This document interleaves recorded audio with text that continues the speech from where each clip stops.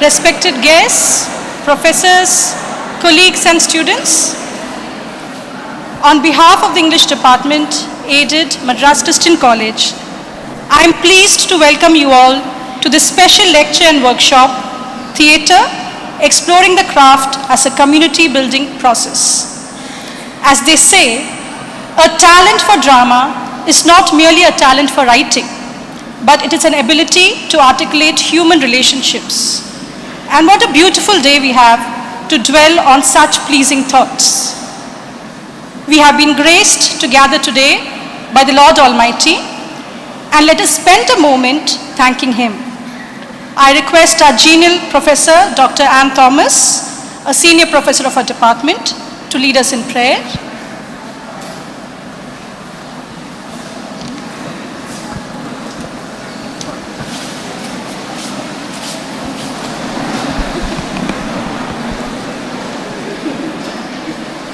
May we look to the Lord in prayer. Prayer for the college. O Thou, who in days past didst put it into the hearts of good men to found this college, for the imparting of sound learning, the building of character, and the spread of spiritual truth and knowledge of Thyself. Bless our college and schools. May love, unity and brotherhood be learnt here. May industry, uprightness and courage grow here. And from this place, may there be sent forth continually a stream of men and women who shall serve Thee faithfully in Thy world. Amen.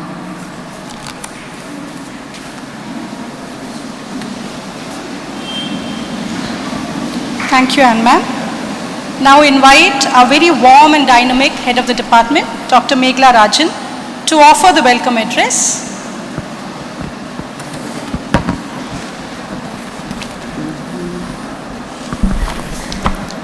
I am extremely delighted and pleased to welcome each and everyone present here to witness how theatre can talk and transform us to resonate the real. It is my proud privilege to welcome my professor, Dr. Nirmal Selvamani, who's here with us.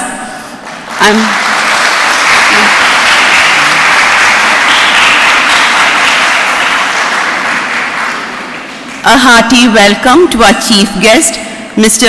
Dipankar Mukherjee.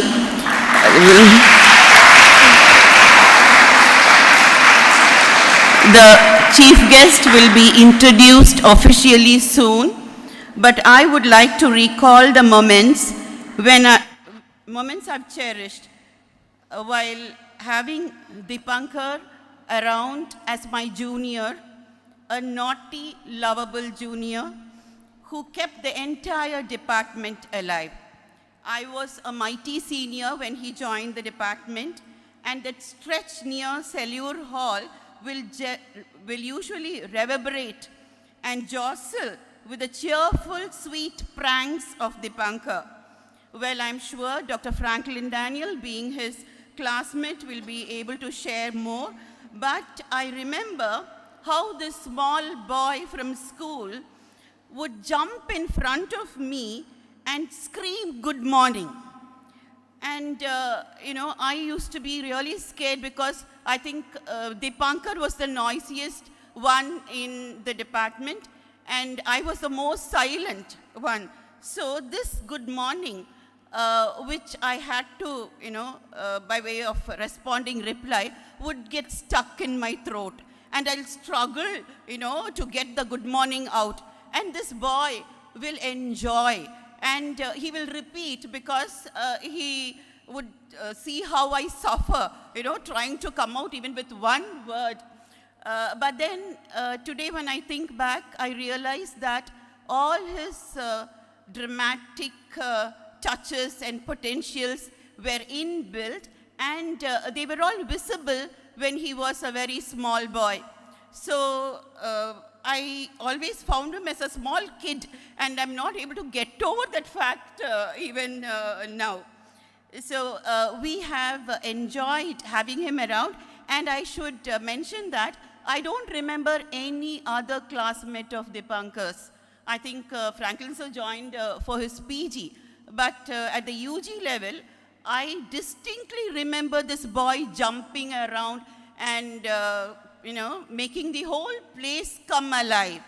And he does that till today. A hearty welcome to Dr. Ganesh, our former head of the department.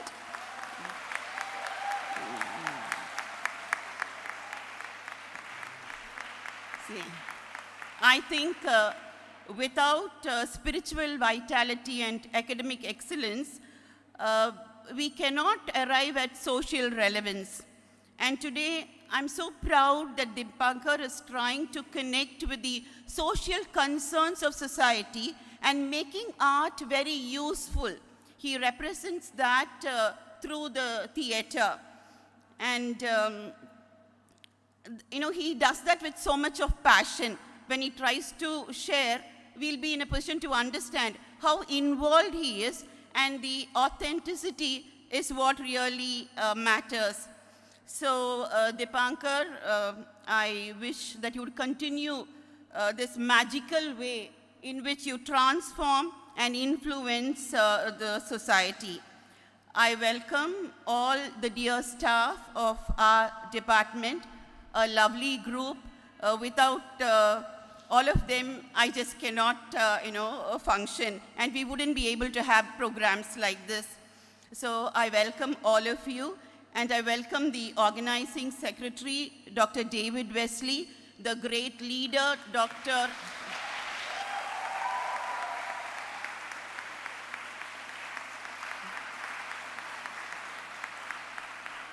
the great leader of the department, Dr. Franklin Daniel.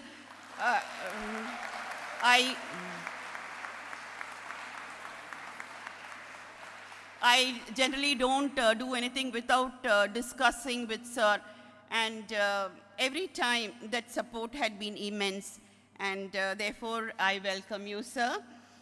And then our very dear students, I'm sure you would be benefited by the sessions today. A hearty welcome. A hearty welcome to all of you. I think even the students, we have a lovely bunch, Dipankar, and they're always with us in order to support and render any help whenever required. We are so happy having you around, and I welcome you. So a hearty welcome to all of you. Thank you.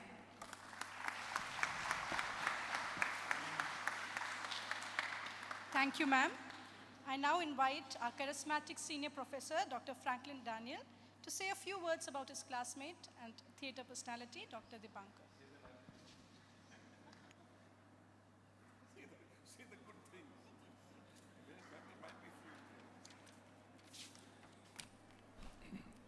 Actually, it should come from my heart, but I'm so nervous introducing my good friend, Dipankar. He's such a genial, amiable, affable, humorous individual. That is Dipankar Mukherjee. To him, life was theatre, and theatre was life. Dipankar Mukherjee, who is the artistic director of Pangea World Theatre. Could you show your side profile to the students, Punk? And that is a la Shakespeare. I've known Dipankar since the mid-80s when I stepped into the hallowed grounds of MCC. He strode the campus like a colossus, tall as he is. Punk, as we call him, was a terror those days when we had ragging on full throttle. Those who were terribly ragged remain lifelong friends. And one of the victims happens to be our own head of the department, Dr. Mekhala Rajan. She was terribly ragged by him, as she herself confessed. And Punk, we are here to sue you $1 million. This Punk has to be sued. Those days, the busy thoroughfare in front of a college was a sleepy, rickety road you can cross with your eyes closed. On the other side, it was dotted with shops and tea stalls. Development at the cost of social justice. They are non-existent today, and we as a group used to have endless cups of tea discussing and arguing over various topics. The bearer would be amused since we had ordered just the third cup of tea a while ago at Johnny's and Nayar's, if you remember. Punk had his own way of greeting. With his typical Tamil accent, he would ask, Yanada, eppadi irukka? Can you say that one more time? That is Punk for us. Whether it's male or female, theater was in his blood, and he headed a dramatic group, Direct Media. And it was so famous that on a regular basis, they would win IIT Madras program Mardi Gras. He met the love of his life in Meena at MCC.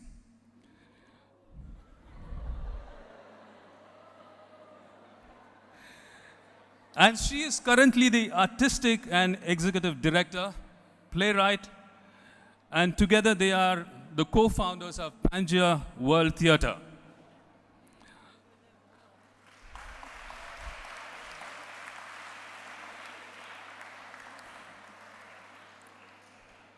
The Pangea World Theatre strives to build a just world by creating multidisciplinary theatre that embodies decolonizing practices of solidarity, sustainability, and equity. The path to greatness is a hard grind. And what you see in Dipankar, he had spent hours, even during class hours, committing all those lines to his memory. And to this day, I reckon that his performance of the importance of being earnest is the best. I'm so glad and honored to have my professors, Dr. Nirmal Selmani and Dr. Ganesh. Dr. Ganesh used to be in the class. He was a beginner at that time.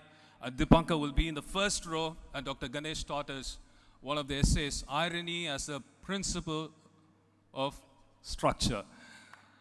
And out of sheer nervousness, Professor Ganesh would say, irony, irony, irony. He was an Iyer. And Punk would sit in front of him and count the number of times, and so much so, he consciously avoided making use of that word. You remember, sir? So today, Punk has agreed to share with us his wealth of experience that he has gained over so many decades. Just like you cannot pass through the same river twice because the water in it is constantly flowing and changing, you cannot have the same performance twice because the actor audience or artist audience dynamics will be different every time. Roland Gerard Barthes, the French theorist, addressing the question on theatricality, I quote, "It is theater minus text. It is a density of signs and sensations built up on stage starting from the written argument. It is that ecumenical perception of sensuous artists, gesture, tone, distance, substance, light, which submerges the text beneath the profusion of its external language. Even though Barthes sees theatricality as an element inherent in the text which somehow includes the non-theatrical elements, there is no doubt that the reception of the text by the actors or the performer who will perform it according to how they perceive it and the audience creates an ever-changing dynamic. Within the fluidity that is inherent in contemporary theater and performance, the artwork becomes as elusive as the experience of now through an individual perspective in a particular time and space. And what is close to the heart of Punk is, Dipankar Mukherjee, is intersectionality. And we welcome you, Dipankar Mukherjee, to address the gathering. And we have a few more things before you are formally invited to make the address. Thank you so much.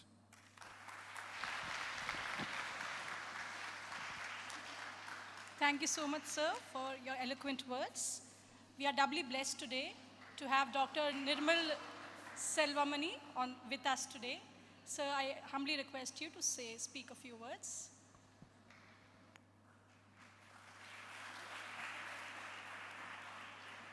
Good morning, all of you.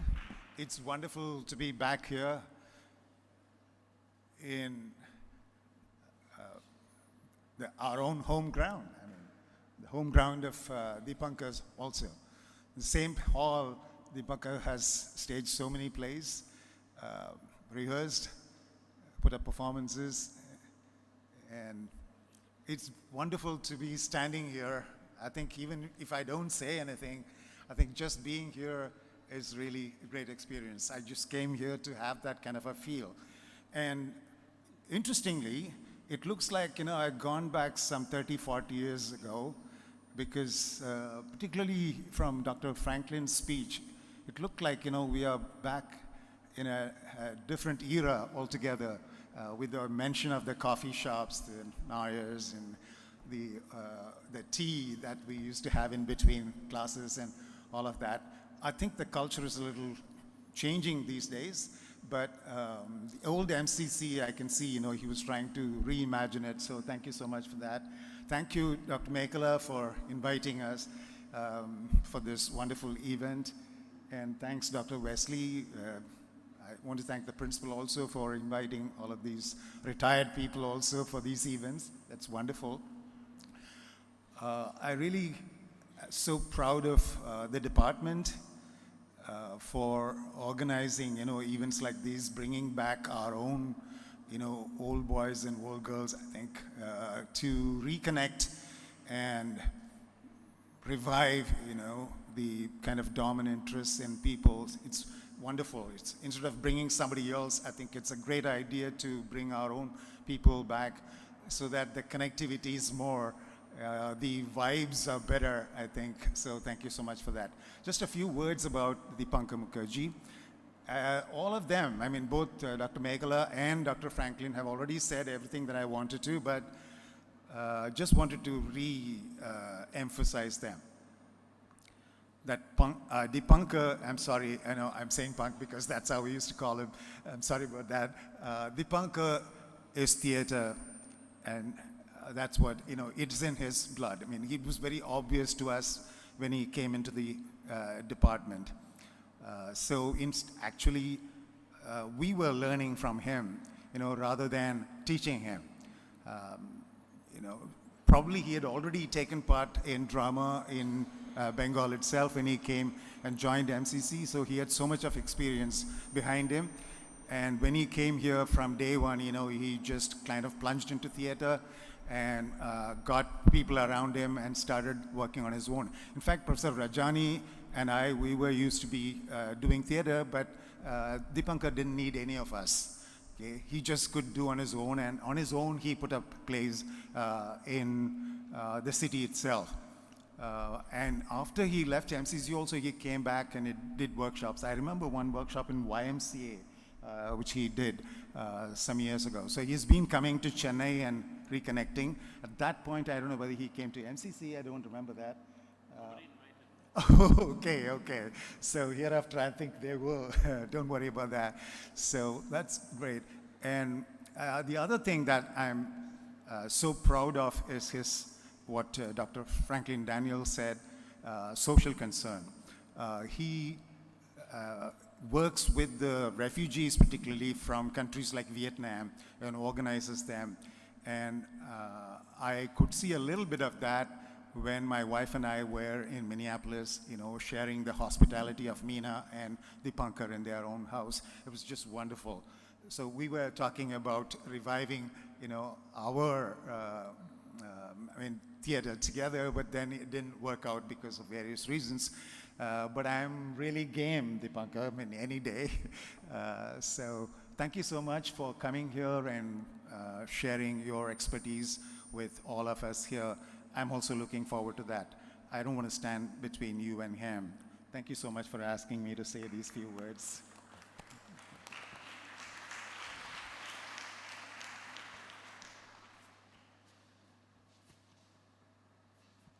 Thank you so much, sir, for sharing your memories with us. We are thrice blessed to have our former head of the department, Dr. Ganesh, in our midst today. I humbly request him to speak a few words, and Meghala ma'am has specifically asked you to keep that to 2 minutes, sir.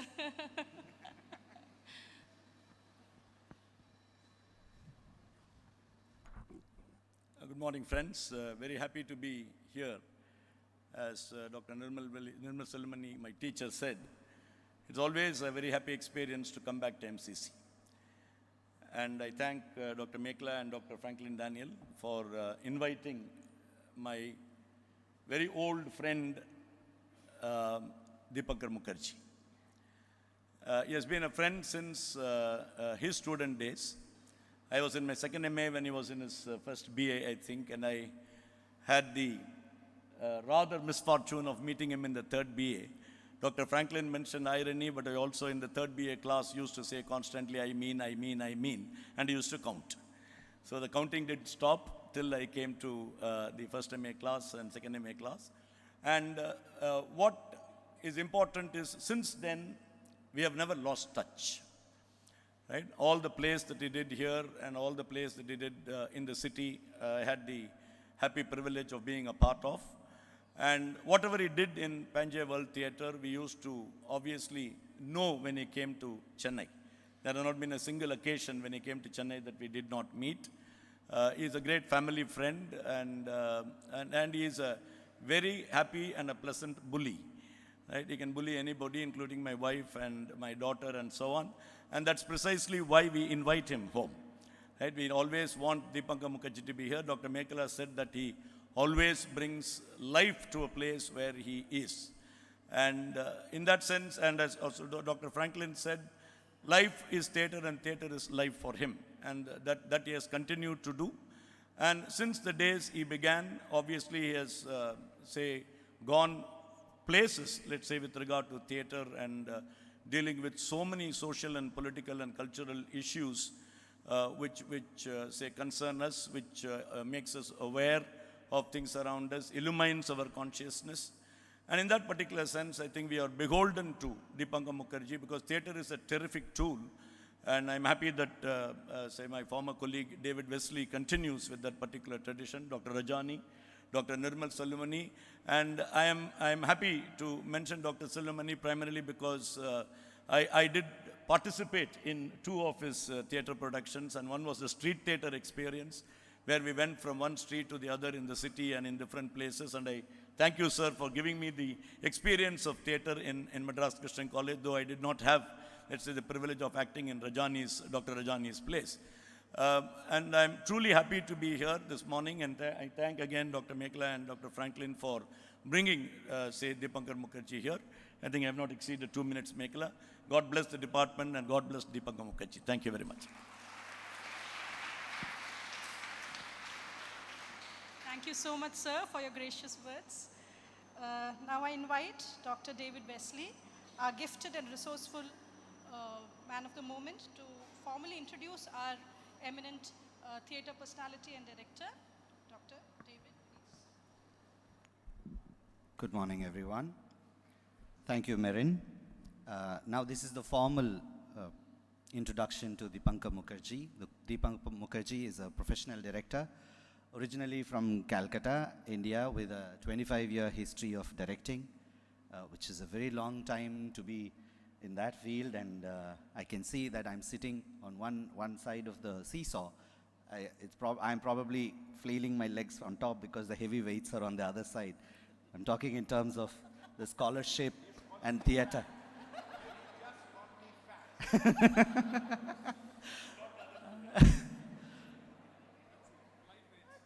Right, so he co-founded Panjay World Theatre, an international theatre in Minneapolis that is a progressive space for arts and dialogue. His aesthetics have evolved through his commitment to social justice, equity, and deep spirituality. I mean, these are things that already Dr. Franklin and Nirmal sir, all of them have spoken about. So he has received the Humphrey Institute Fellowship to Salzburg and has been a Ford Foundation delegate to India and to Lebanon. He is a recent recipient of the Bush Leadership Fellowship Award to study nonviolence and peace methodologies in India and South Africa. So we also have a peace study center here. It looks like there's some work that we can do as well in that direction. He was also invited to visit the White House as part of the Asian American and Pacific Islanders delegation.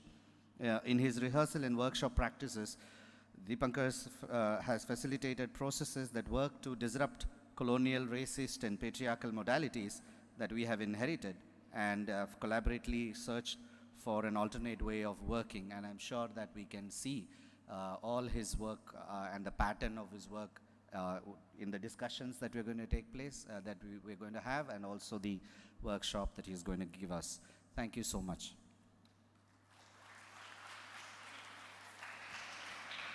Thank you, David. May I request Meghla ma'am, our head of the department, to honor the chief guest with a memento.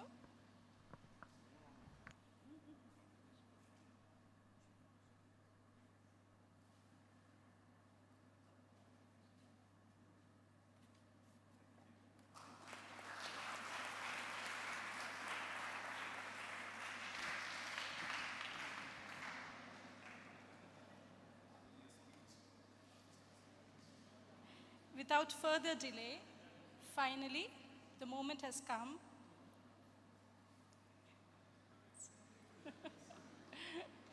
I think the students are impatiently waiting for you to speak after so many rounds of introduction. I humbly request you, sir, Dr. Dipankar Banerjee, to begin with the talk.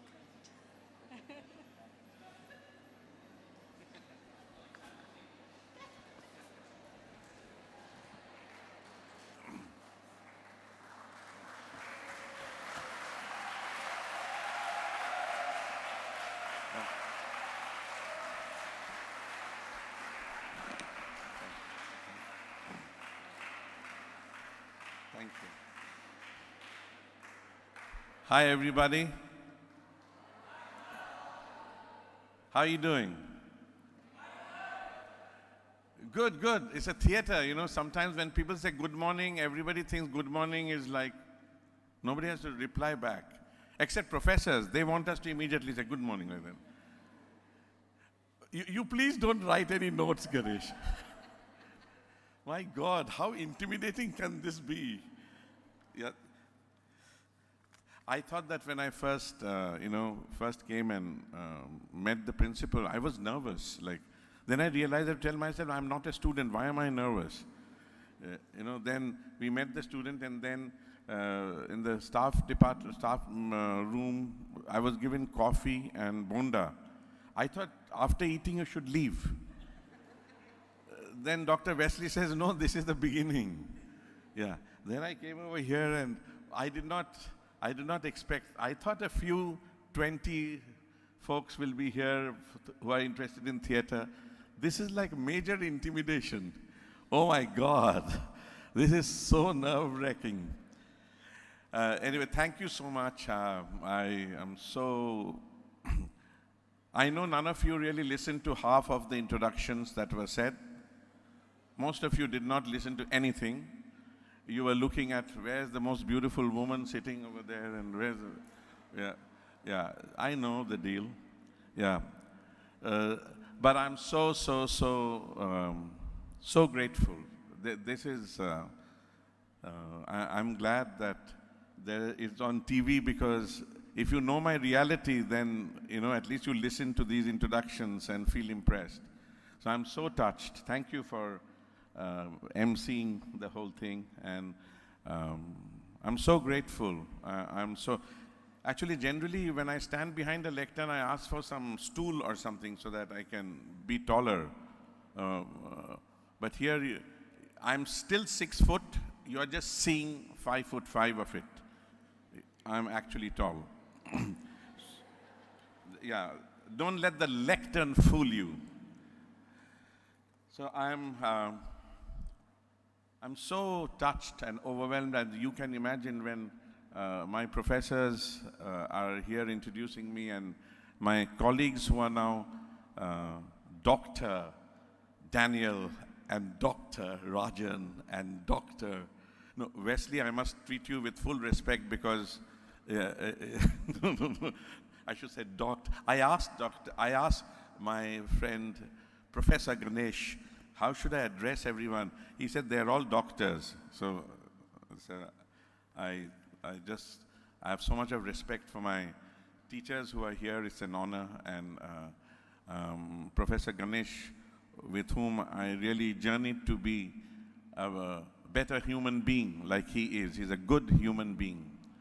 And my other colleagues who are now doing powerful work, you don't become doctors for no reason. I honor the work that everybody has done. So grateful. I'm grateful to the principal who seems very energized and energetic, and I hope, I'm sure he will bring wonderful things to the college. I'm so touched, really. I stand here in spite of Dr. Wesley calling me fat. He said that he's on this side of the seesaw, he's up. That means what? We are fat on the other side, right? So I'm going to start running. Professor Daniel's wife is a athletic coach or something like that. Mekla and Dr. Wesley, no, not Mekla, Dr. Rajan and Dr. Wesley is on this side of the seesaw. Great, enough of conversations. I'm grateful, I'm so touched, I'm really, really touched by the introductions. I hope it's really an honor, as to be invited back into your school, and hopefully we have done something. Hopefully all of you are doing something. How many of you are doing nothing here? Oh, there you go. we have some people who are telling the truth. Yeah. I really always thought that, what if our main job in life is to be genuinely happy? Think about that. Everybody says, what job do you do? And they expect predictable answer: doctor, engineer, lawyer, professor. What if our main job in life was to really be happy, genuinely, authentically happy? What does that world look like if everybody around us, in front of us, behind us, is without judgment? And in order to be truly, genuinely happy, you have to have everything in place, right? We are talking about intersectionalities, right? You can't be happy if you're out of integrity, right, in one aspect. And so I often think about that. 20 years ago, if people asked me, what do you want to do? I would talk about my resume and all that, because the desire was to impress, right? We want to impress because if you don't impress, you'll think bad of me. So that's why resumes had to be read. But at present, where I am in my life, after losing my parents, something shifts in your thinking, and I think we arrive at a place where, when we arrive at a place where we don't have to impress someone, I think that's when we start beginning to grow and we get to know the stranger that is within us. Till then, it was all about the outside and, what does she think of me? What does he think of me? And I must say the right thing. And we stopped taking risks, we stopped taking risks in not just in our field, we stopped taking risks in our life. Therefore, we stopped taking risks in our career, and therefore we stopped taking risks in our relationship. When you're in college, you don't hesitate to go and talk to somebody whom you're interested in, wanting to know, from the opposite gender. But then you grow up, and then you start thinking unnecessary thoughts, and you just are intimidated, and you stop taking risks. And I think that has something to do with us, what is called growing up. You see a child, actually our first year of directing in England, my professor would send me next to a kindergarten school, and the kids would play. And first year of directing, I said, we have spent so much money, and as an international student, you have no money. You're with a cup of coffee for breakfast, lunch, and dinner, you're working hard. And the first semester, all we did was look at kids play in a kindergarten schoolyard. And I would sit there wondering, for this I left my parents, I left my friends, I left my country to watch kindergarten kids play. And then as I, of course, gave up my own stupidities and I started being present to the exercise, I realized that, you know, that's like you talk about moment to moment in poetry, right? A kid, when suddenly the kid falls, he is upset. Next second, he's completely, you know, gives up the last moment and completely is present to the next moment. And once I started getting what my professor desired, I started understanding poetry better. You know, when you take a play, people generally say, oh, this is a comedy, this is a tragedy, this is a comic tragedy, or whatever the terms are, you know. But each of thoughts can be broken down into beats, right? You know, and each beat is a different breath. So it's connected with how you perform. And each breath, you know, is a new speech. So there are actors who would just speak continuously because they have memorized the paragraph. But, you know, but in life you never just speak, you know, without thinking. You stop, you breathe, you think, you talk, you listen, even if the person is not answering you. So that's when I realized that watching those kids we watched those kids play for 3 months but I just wish my professor told me why we are watching. I would have got it earlier. But it took me about a month after complaining for no reason as to what are we doing watching kids play. So I don't know why I said it, I just said it, okay. It must have had some reason as to why I said it. Yeah. So in MCC, MCC gave me the foundation. You know, when we talk about temples in Egypt, you know, one generation just digs the foundation. A whole generation, not a few people standing outside who are being hired to dig. A whole generation digs just the foundation. Then the next generation builds the foundation.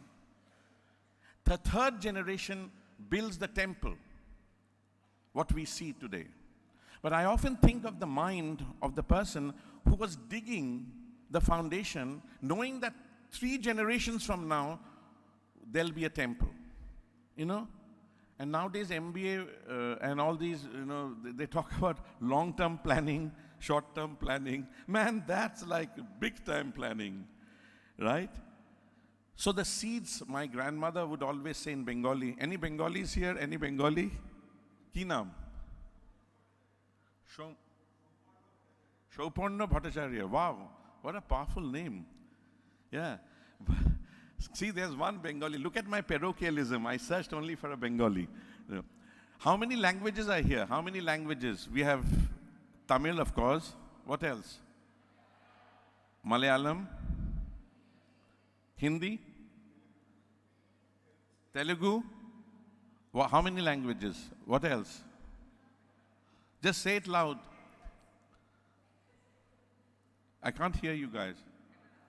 Kannada? Okay. What else? Kannada, Telugu, Malayalam, Hindi, Bengali. How many other languages? Odia? Good. Punjabi? Oh, ki galaji kudiye. Okay, so many languages, right? With so many background, with so much of literature, with so many stories, right? To say that Indian is a broad brushstroke, right? Each one of us come from certain specific backgrounds, with specific literature, with specific grandmothers, with specific great-grandmothers who have told you your own folk stories. Folk stories, folk theater, each rich culture that goes back centuries, language, culture, religion, faith. We have so many diverse background. Diversity is not a new phenomenon. The terminology in English might be new. But my point is that when we have in this room so many thoughts, so many ideas, so many stories, so many background, so much of critical thinking. So then when people say, is Indian, or when people say it's, you know, oh, this is a tragic play, this is a comedy, actually we have to break it down a little bit. Like, you're not just a group of Indian students. Yes, you are that. But how many languages right here? Right here. And each one of you have your folklore. Each one of you have your rituals.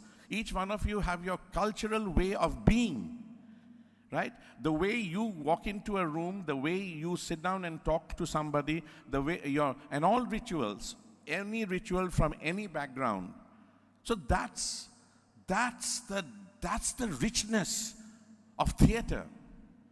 Theater is not a bunch of people on stage memorizing lines and knowing what to do. And I know, Dr. Wesley, you talk about devised work that you have done, right?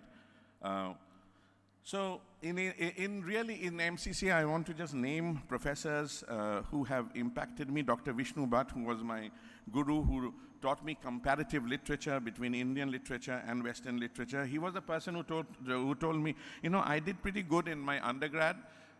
And that time, like hungry dogs, you want some of your professors to say good things about it. You want them to say, oh, you did well, right? And you, like expectation, you just watch them till they say it. But Vishnu Bhatt didn't say anything. So I went to his house and said, are you okay? He said, no, you know a lot about other people. You should know something about yourself. And then the world of Sanskrit literature, world of Indian literature, just open, and I was doing Bengali plays already and Hindi plays, but Professor Vishnu Bhatt, Professor Rajani, who introduced me to literature of depth, he introduced me to literature which at that particular time I don't even know whether I understood the absurdists. I don't know whether I understand it now, but that time I just knew the term absurd. Professor Rajani, I'm really grateful to him for introducing me to rich literature. Professor G.K. Matthew, and two different ways of directing, two different ways of being.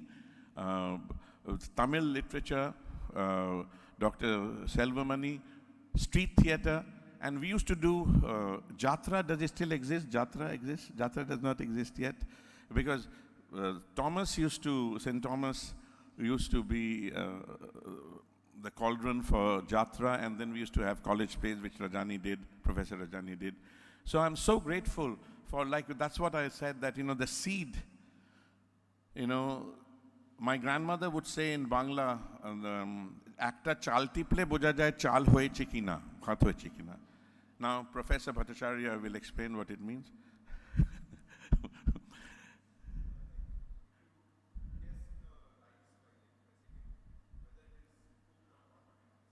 Yes, thank you. Yes. Some of you could not hear. He answered he really shared that, to know whether the whole cauldron of rice is cooked or not, you just have to press one grain. You don't have to eat the whole thing. Though there are people like Ganesh and Franklin might want to eat the whole thing, but actually, you just you just have to press one grain to know whether the whole rice is cooked or not. Right? So therefore, seeding, I'm trying to share with you seeding, right? What seeds who you are, your way of being, your way of seeing, your way of doing, there's a seed. And you see, that evolves into, just like the way there was a foundational digging that has happened 3 generations ago, and we only see the result now. So, Akta chal tiple boja jay purota hoyeche kina, right? So there is something that is in you already, that is already a success. I really believe that. There is something that is in all of us that is already a success. Yeah? Getting degrees, it will happen. It will come on the way. And I'm completely full respect to academics, bachelor's, master's, PhD, doctors, postdoc. That happens. But to be a good human being is really, to be a good human being and to be happy in life and to have that seed of imagination is really the seed of imagination, the ability to have critical thinking, the ability to tell your stories, the ability to listen when somebody else is speaking, right? So many of us, and we'll explore some of these in a workshop, that's what theater is. The rest of it, whether you're doing theater here or there or which city or which country, I mean, does it really make a difference? You know, people get impressed or not impressed, but we arrive at a place in our life where you do what you do with integrity, and you share what you share with integrity, and you provide listening to somebody when somebody else is speaking. You have your own body. In Sanskrit, we say, Angikam Bhuvanam Yasya. Angikam is your body, Bhuvanam is cosmos, Yasya is. Angikam Bhuvanam Yasya. Professor Ganesh, is that correct? Yes! 100 on 100. Yeah. Angikam Bhuvanam. So your body is your cosmos, right? It's not that your body is here and you feel stress over there, right? It's not your body is here, and if you break up with your boyfriend or your girlfriend, you know, the hurt is there. It's all here in your body, right? So if you just, as a performance or in any field, if you have just memorized and you are just vomiting, right? Memorized, I'm speaking. That's why some of the TV serials, you just mute them. Just mute and see the scene. You won't believe 99% of the actors. Why? You know, their body is dead. The beautiful face, slow motion, you know, and 3 times in slow motion, they'll move their hair like this, move their hair like that, move their hair like that. You know, their body is just dead, you know. For various reasons, there are socio-political, gender reasons why, you know, we don't use our whole body. So therefore, you know, what I'm trying to do is to take away any sort of mystique-ness about art. That art happens with artists, you know, who live in the citadel of intellectual crap, you know. I'm talking about each one of us who have a body, each one of us who can think, each one of us who have imagination, each one of us whose eyes have curiosity, each one of us who have the guts to listen, and listen deep, not listen to interrupt constantly. Oh, the same, Professor Wesley is trying to tell me something about the theater that he's doing. As soon as he said one sentence, if I interrupt and say, oh, I used to do the same thing when I... Then he says, yeah, when we did this, oh, I used to do the same thing because this happened to me, this happened to me. Most of us listen like that, you know. So I'm just saying that just breaking it down away from these, you know, awards and placements and, you know, at the end of it is that seed, like the core of who you are. And what if you're already a success? What if you're not waiting to be ordained, you know, a knighthood by the Queen of England? Thank God he's dead. Yeah. You know, I mean, what would life be if we just live it for ourselves? And by that I don't mean this selfish Ayn Rand, me for myself and the world can go to hell. I'm talking about in community. Because otherwise, if you're living only for yourself, who are you listening to? No one, right? You're just listening to your ego. So to me, if there's anything that I would like to share is just that demystifying, you know, demystification of art, right? Actually, there are some cultures and language where there is no word called art. Our way of living is art. I mean, every morning you see, regardless of economic background, you see kolam outside homes. That's art. Somebody, you walk by, somebody is singing, selling something, that's art. You know, somebody's telling a story to someone, that's art. You walk down the corridor, you see lovers sitting there and acting that they are not lovers. That's art. Right? So it's not that you have to go somewhere. It's like spirituality. It's like God. I really believe that. That it's not that God you find only in temples and churches and mosques. Right? I really believe that, and I'm not a very, very religious person. I believe in deep spirituality. But what I'm trying to demystify this whole, you know, there are people who have, I mean, there are dams that are built based on patriarchy, cultural norms, whether it comes from whatever reasons, you know, which creates this distance between your basic soul and desire to listen, hear, speak, tell a story, right? And finding about who you are. And to be authentic is what my main goal is when I direct a play, when people come to audition, for each play, suppose we choose 7 people, more than 300 people audition, you know, and everybody comes with their prepared monologue and all decked up and good looking and beautiful and amazing, smart. You know, they come and they're ready to give this monologue. Hello, my name is so-and-so, and I'm going to speak 2 monologues of Shakespeare. And so I just said, just hang on. So they get thrown off. I said, come, let's sit and talk. How long have you been in the city?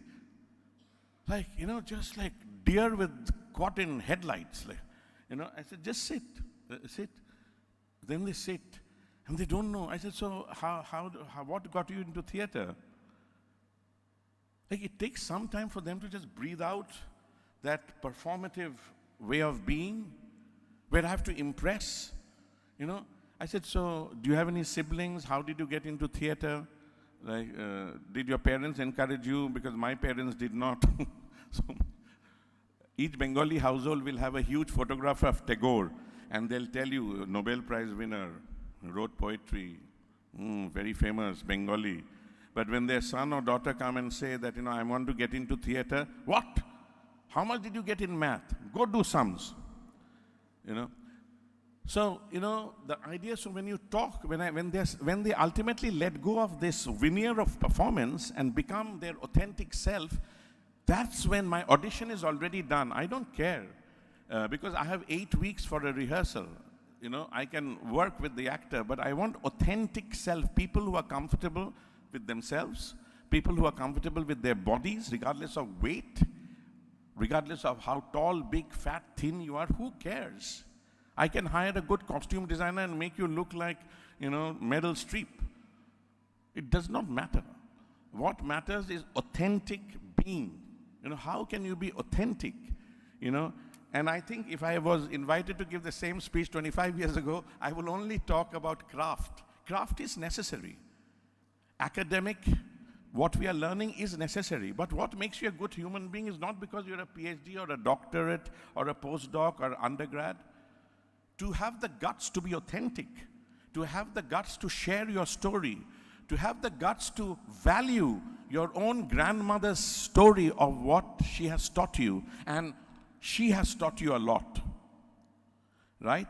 But we live in a society where our own ancestral education, and I had to really believe that, because I'm walking in England with a bunch of white actors directing Shakespeare, and I'm correcting their pronunciation. Can you imagine? Oh God, those were the horrible days. You know. So I'm correcting somebody's pronunciation, and then one woman who was a very well-known Oscar Award winner, she said, "You are teaching me English?" And I said, "No, ma'am. Webster is telling you the correct pronunciation. So can you just say the way the words have to be pronounced?" So these are realities. Now, if I had to depend on what they think of me because of this color of skin and with my accent, and I chose not to affect my accent, I believe in projection, I believe in clarity of speech, but I will not change my accent. So some of my cousins are very disappointed. What? You know, you've come from America, you're very, look at the way you dress, look at the way you talk. So they're very disappointed. But actually it's a political stand I took. You know, when I'm directing, when I'm doing a workshop, I will only direct in a kurta. Not because, yes, I love kurta because Ganesh is wearing very fashionable kurtas lately. Generally when he was a student, only khadi. Now, postdoc, yeah. So now I'll just talk a little bit about what Pangea. How much time do I have? Okay, yeah. So I left. I did theater over here, and for a year, we were also. They made the mistake of inviting me into the faculty also. Professor Ganesh deserved it, and he flew with it. And I soon got an opportunity, so I left. And but I did become so I was the first time. I'll just share it with the students. The professors cannot hear it. You know, my first day as a professor over here. So as usual, I was running almost late. the professors are not listening to this, only for the students. So I ran, till like, a week ago I was a master's student. Now I'm a faculty. So I got down of the train at 9:30, it was already 9:25, and I'm running. I'm just running. As a professor, you can't be late. As a student, you can just go in and the teacher will say something, you just smile and sit. As a professor, you can't do that, so, because you had to go in front. So then running, and then I just saw this guy, this student, the first year student, complete fear in their face. Like, who will rag me? Like, just looking like this. Like, just come, from the body language I can make out, who's the first year student, right? So I asked him very politely, I did not know. I said, MCC? Yes, sir. I said, which year? Very politely asked. First day of college. Oh, okay, good. Take off your shoes. Because while I was running, my chappal just, it tore. First of all, you're late. You cannot enter the class with dragging a very, pathetic chappal, which is torn. So you can't do that. So this first year student was there. I asked him, take off your shoes, take off your slippers, take off your... So he took out, he's just shocked. His first day of college. So I wore his slippers, and I gave mine to him. And I said, get it stitched and bring it to the English department, Like, he just like, absolutely, just as if some truck hit him. I said, okay? He said, okay, oh, okay. So I don't know what happened. Then I ran, I went into my class and I taught. I'm sitting in the staff room. Then suddenly he's coming. He's coming to the staff room. My God, everybody will know I ragged him. So I just shot out of the staff room and said, he said, oh, you told me, no, don't talk, just drop it here. Yeah, I gave him his slippers back. I said, don't ever come near the English department because you should stay. What are you studying? Oh, chemistry. Stay there. Don't come here. So later on, I was thinking that, if he found out a faculty ragged him, oh God, yeah. So you see why I wasn't continuing to be a faculty. So yeah, those are some good. And then I remember they made me in charge of the anti-ragging committee.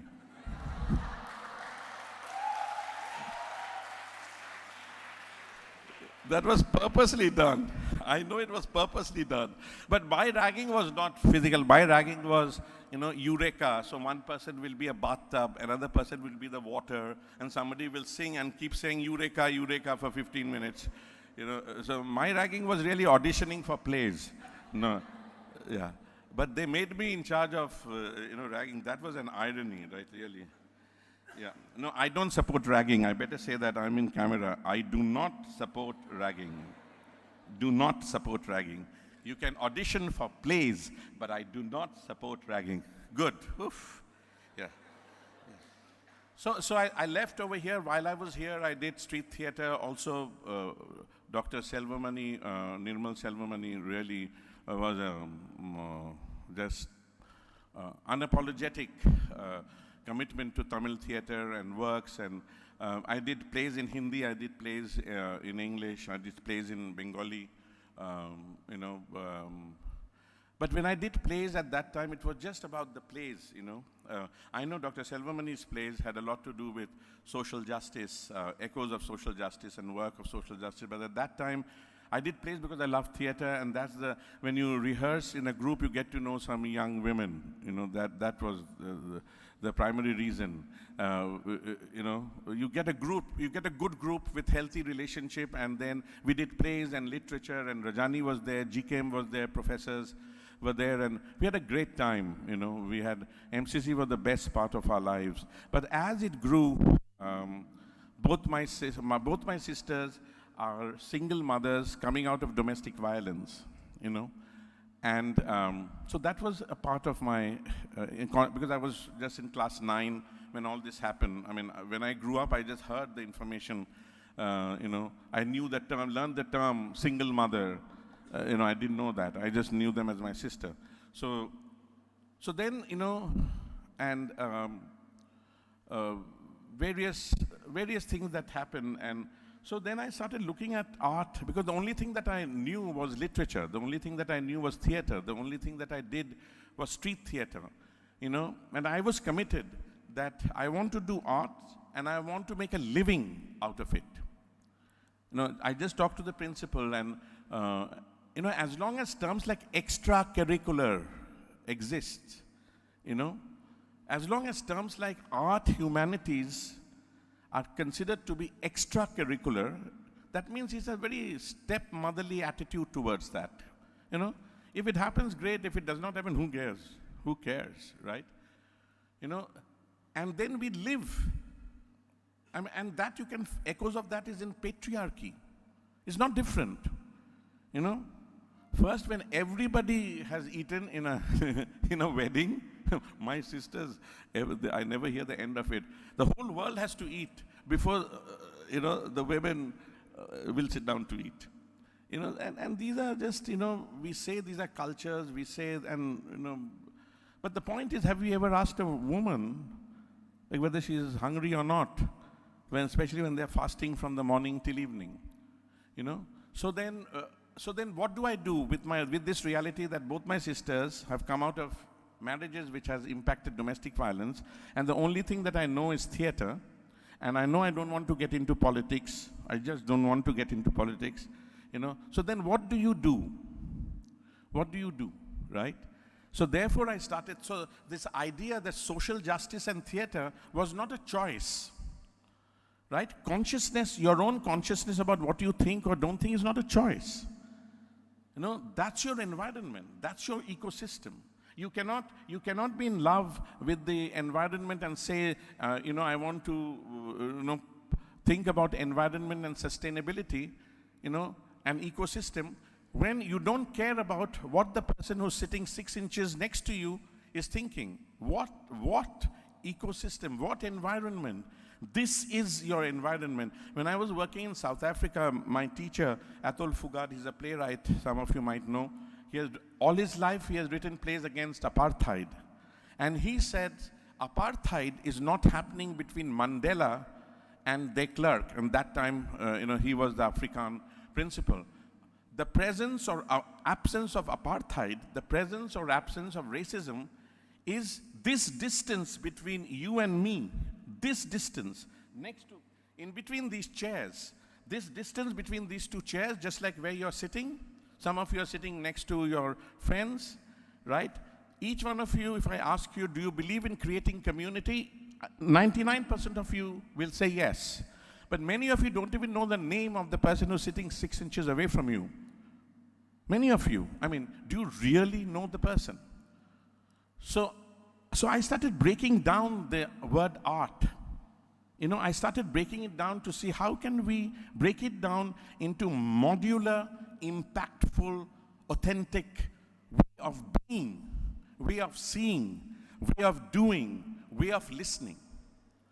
So therefore, I mean, just one example that I'll give you about, you know, so what we did in one of our, now Pangea is 25 years old, one of our program was, we interviewed 750 immigrant women, because there are lots of, you know, and then their experience of domestic violence and how when their husband, the only person whom they know is the husband who's got the visa to stay. Right? And so the woman has no real power legally. And so when the police, if suppose there's a sound, screaming, shouting, whatever is happening, then a neighbor calls the cops come, the cops talk only to the person who's speaking English. And the person who knows English is the perpetrator.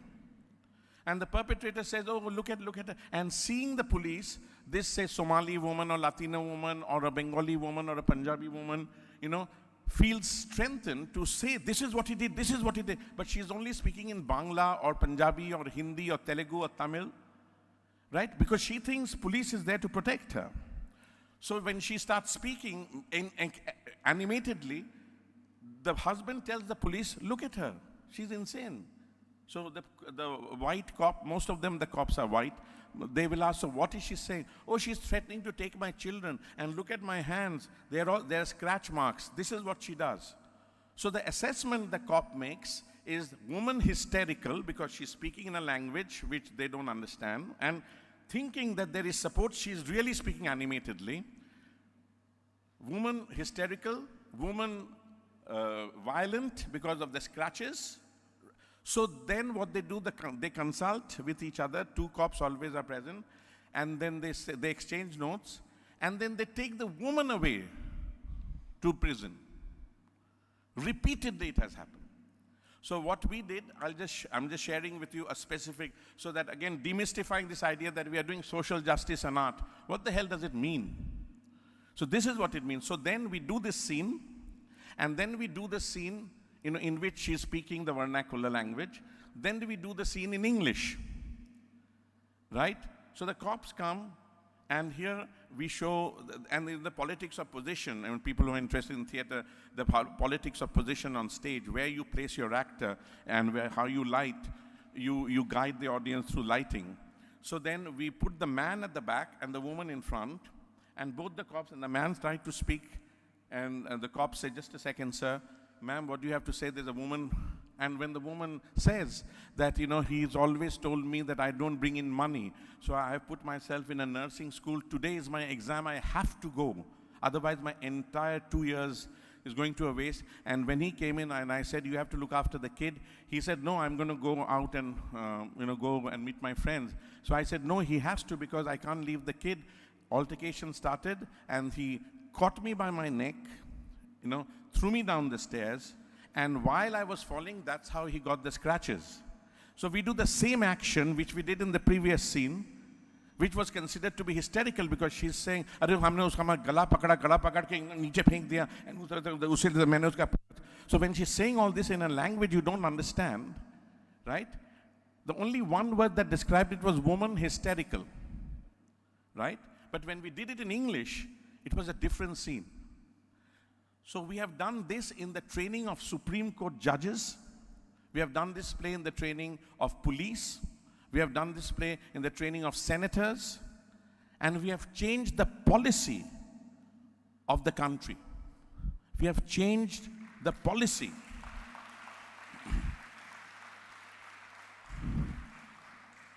Thank you. So what I'm trying to really share, thank you for your support.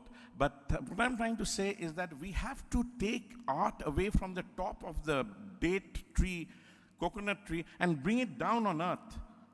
Art is as contemporary and as community as the dust on your shoes, as the air we breathe, as the critical thinking that you have. Artists and people and artists who behave like, oh, touch me not, I'm an artist. Actually, you should just bypass them. It doesn't matter. Good luck, all the best. You just keep doing the work. And many people think that, there's no money in theater. Yes, there's no money in theater relative to film where they earn crores. But we are a 25-year-old, oh, my photograph. Okay. We are a 25, wow. Don't they, wow, that's very impressive. I hope you're all impressed. We are now 27. We are a 25-year-old theater. Then COVID happened, and now this is our 27th year. We have employed 12 full-time professionals, and there are other people on contract.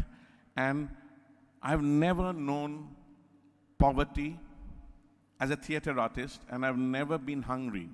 So this crap about hungry artists, you have to debunk it. You have to debunk it. Because none of my friends have been hungry. Yeah, hungry, yes. You know what I mean. This idea that, oh, you hungry artist, because it's not a very simple term. They say that, meaning that whatever, suppose you are trying to raise an issue in society, oh, they'll complain. Artists, they walk in clouds, there's no practicality, they will complain. So therefore, to them, I talk about social justice, intersection of social justice and arts. Actually, basically, it means being authentic and living. Which department, that's what I was telling the principal, which department, what does literature teach us? What does theater teach us? The way to be, the way to see, the way to listen, critical thinking. Which department does not use critical thinking? We had on this stage, when long time ago, Rajiv Gandhi had come, there was a big talk about doing away with the humanities department. Remember, Ganesh? To budget cut. When the budget is cut, nobody thinks of doing away with the math department. Nobody thinks of doing away with the engineering department.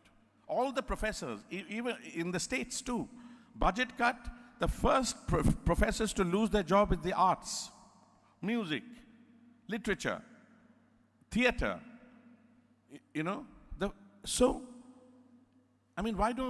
the budget cut, then why can't we all get together and see how we can meet the budget?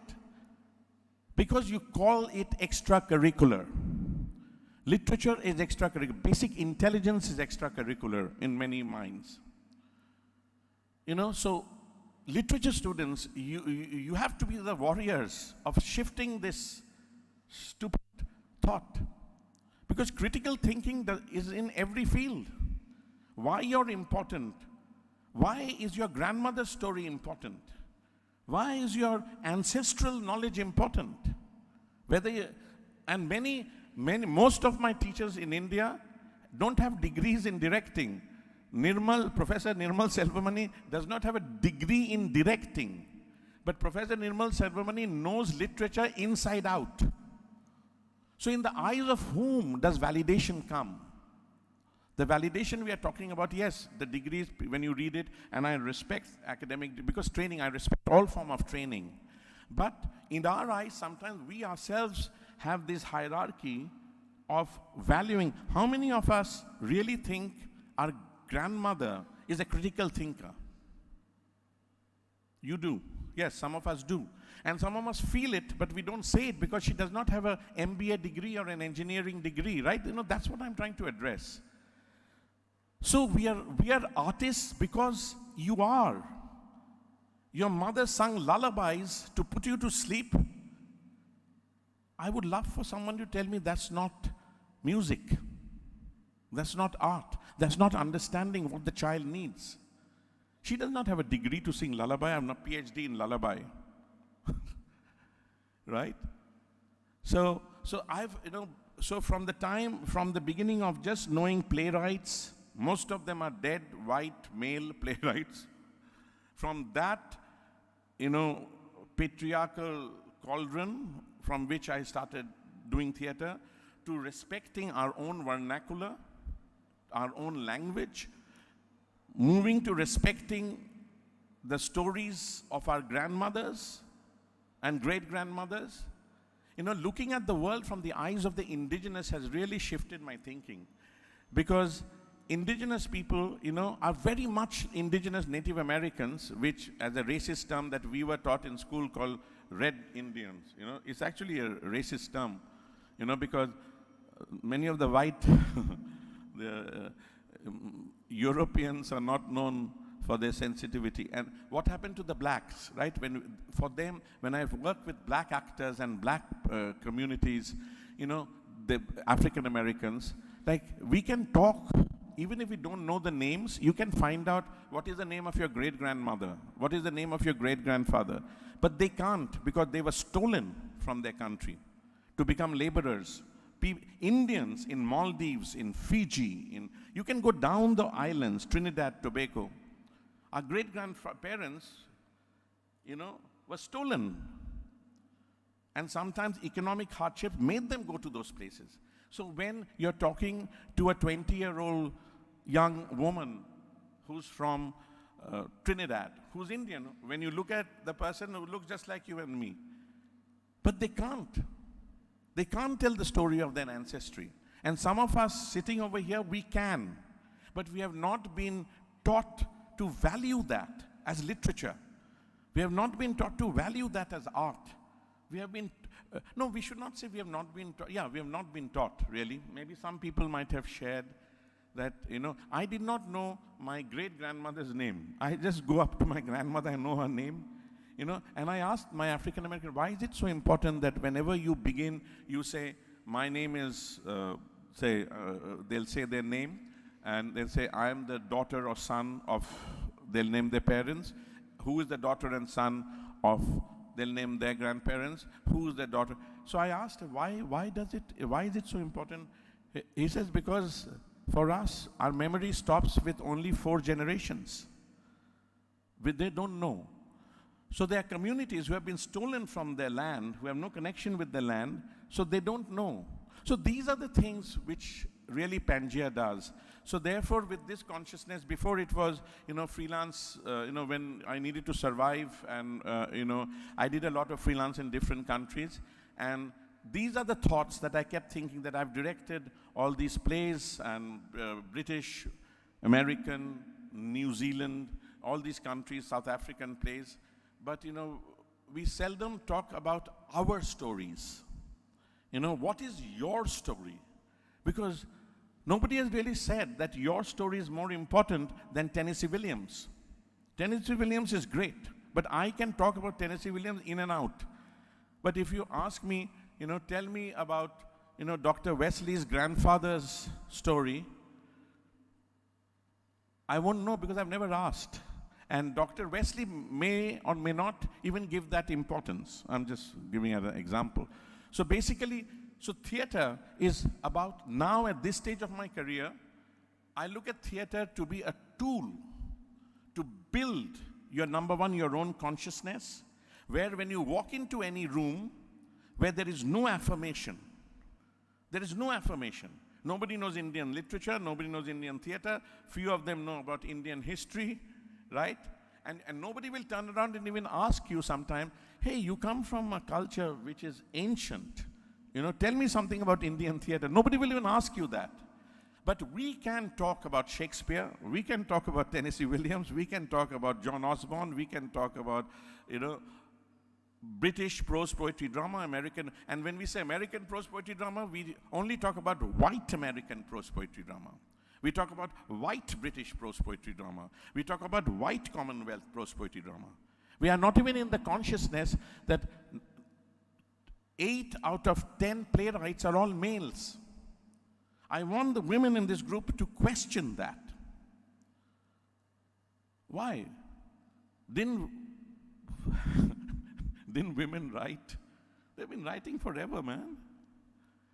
Why is it?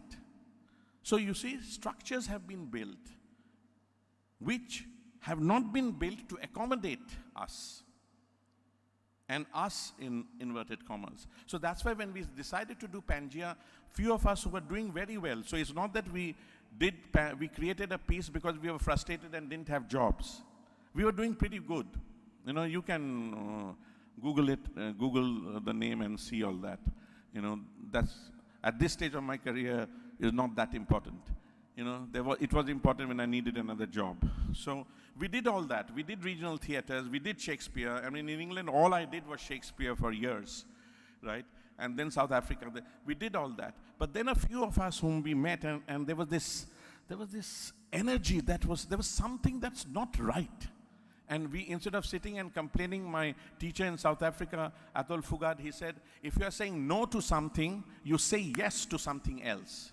Otherwise, it's just impotent rage that does nothing. So he challenged us. If you don't like A, then do B.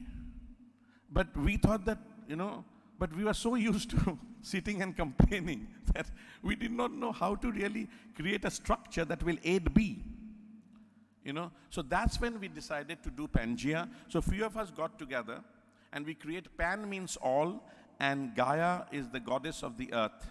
So we created this place just like the way right over here, you said there are at least 7 to 8 languages. So we made a circle of 8 different languages. This is just a reference point here in this room, and asked each one of us, everybody come with a story from your grandmother. And then we realized that just this exercise, people were just started crying. Because they've never sat and asked their aunt or their great-grandmother a story. That means we live in a society that does not validate your own family. And yet we are expected to do theater on stage, and we put on makeup and we do our costume and everybody claps, and we think, You know, and that's great. I'm not undermining that. But we have to value you. We have to value you. We have to value your story. Your story. Regardless whether you can speak English powerfully, or speak Bengali powerfully, or Tamil, or Telugu, or Hindi, or Punjabi, or Odia. You know, I think that's the shift. And that's why we created Pangea. That, man, enough of talking about what is not working. So now we have to show, that's what our professor challenged. It's very easy to talk about what's not working in society. You know, you throw a stone, you hit a critic, and there's a bad critic. You know, so therefore, what do we create? What do we create? So that's when we formed Pangea. You know, it's a place of intersectional politics, and we do classical work, we do contemporary work, we do community-based work, which I hear that, you know, Professor, what's the name of the theater? Theater 55? 59, sorry. Wrong number. Yeah. Is doing, and, you know, like using theater, you know, as a modality of societal change, using theater as a modality of community building, using theater as a modality of shifting policies of the country. We have done plays over here, actually outside. That time we used to call it CAFE. Didn't know it's cafe. CAFE. You know, students, we have done so many plays right outside the cafe over here, and at McPhail. So can I show some?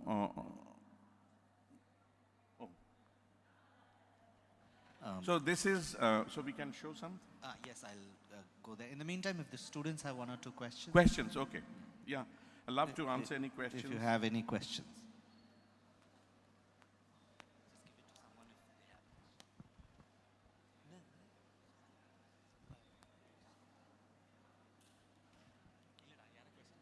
Any thoughts, comments? Does not have to be necessarily questions. Yes, there's someone with a mic. Your mic is coming there.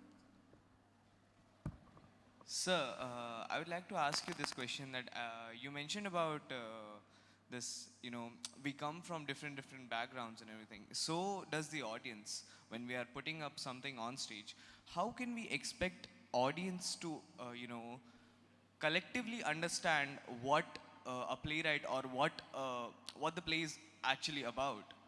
I mean, because everyone will be having different expectations as they have their different thoughts. But then when they're watching a single play, that one play has been written or being performed in a certain manner, and it has all the layers to it. But then how can we as performers can expect the audience to understand that? What's your name? Giriraj. Giriraj? Yes. Wow, you're the king of mountains. Nice. So what do you think, Giriraj? What do you think about that question? What some thoughts you have about the question? Answer? I mean, if I would, I mean, I don't have a certain answer for this, but right, then, but some thoughts? Thoughts would be like, we can, you know, given that all of us are humans, one thing is common in every one of us, that is the emotions. So all the emotions that we portray, like, they could be, you know, a tool to, you know, gather the audience around and collectively, you know, make them feel what we want them to feel. Yeah? Yeah, you know, I think I asked this question to Professor Nirmal Selvamani, because if you see Professor Nirmal Selvamani teaching poetry, he becomes the spirit of the poetry. And so I assume that, I asked the similar question, I remember, to Professor Selvamani. I said that, you know, how do I know what the poet wants to say? But the poet is dead and gone centuries ago, right? So, but I remember Professor Nirmal Selvamani's answer that, you know, it does not matter. What do you think? That's what he asked. What do you think about the poem? Is what the poem means to you, right? But that's not sometimes very popular with answering. We have to say, who said this to whom and where? What does the playwright want to know? You know, that's what the question sometimes we are asked. So I really think that you get the gist. You know, we did a play, just students like us, we did the street theater, you know, in English. right? And we went, while we were in college, we went to Zontas, or it's a women's group. They invited us to do the play, and it was all in English. And we had Tavagunan Madhavan, he was from Sri Lanka, over here from St. Thomas, used to play the Mridangam. So we did, it's a very powerful piece, and we went there, we were doing something on dowry deaths. And all English, you know, we are all English students learning English. So we went there, and the whole audience, they had brought in buses and buses and buses from rural Tamil Nadu, you know, and it was so packed, all the aisles were filled with women sitting on the ground watching. So then we decided we'll forget the language. You know, and language was also that we are not good playwrights. We were just saying TV, making demands, TV, fridge, scooter, you know, groups, and it was building into a threnody. So we just forgot the language. We did the whole thing in silence. I mean, it was equally powerful, physicality, but we did, you know, because we didn't know, we were all English from English school. It was absolutely irrelevant. Just the politics of their bodies made us irrelevant, you know. And we did it, and only Tava played the Mridangam. You know, with every movement he played the Mridangam. But after we finished the play, you know, these women really mobbed the actors as if they're film stars. Because if we spoke about their life, so I think there are, to answer your specific questions, so there are, you know, there are basic intelligence that people may get, some nuances of language, it might get lost. But I think your audience is a very intelligent, you know, diverse population. They get the gist of it. They will get the gist of it, you know. I really believe they get the gist of it. If intention is there, if they're powerful performers, you know, and the script, I mean, and that has, what I mentioned to you have never left my mind, because we think silence, you know, silence is a strong narrative. And we just cut words, and we only did physicality. I mean, we are seeing dance, which is just physicality, right? Of course, it is accompanied with music and all that, but the physicality is so strong. So it does not matter if I need to get to know you, Giriraj, right? I may not know every aspect of your life, but if we interact, and if you are authentic, if you are who you are, and if I am who I am, there is a possibility of a friendship. Right? I might not know the nuances of the details. That's what I feel. You know, what I constantly do, I try to break this chasm between performance, you know, and audience. Actually, you know, this performance stage was introduced to us by the British, proscenium, what is called proscenium. Before British came, all our work was done in the courtyard, in the center. Right? This demarcation happened under the British. That audience on one side, performance on the other. And it has also echoes of religion, from faith, you know. So, whereas if we are doing, so therefore the politics of space is also important. I'm going into details. I think nuances might be lost, because I really love literature. You know, language, the nuances could be lost if we don't know the language. But the gist we can get. That's what I feel. Thank you, sir. Thank you, Giriraj. Yeah.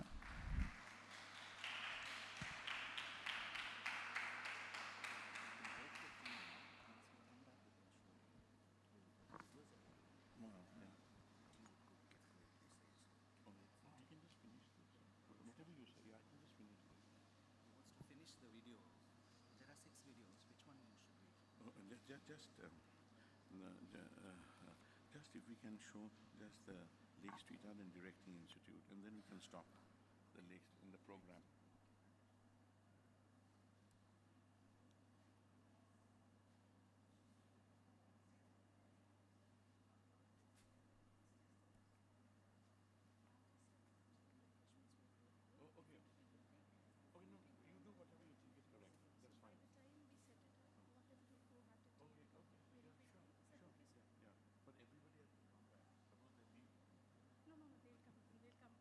Sure.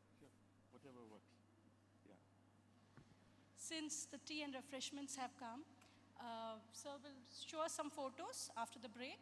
So we'll take a quick 10-minute break. Please come here on time. Please partake of the refreshments and come back quickly. Sir wants to show you some photos. and we'll also continue with the discussion after the quick tea break. Not more than 10 minutes. Please come back, huh? Otherwise we'll be talking to each other here. Many of you won't, I know. We will, sir. We'll come back. We will, okay.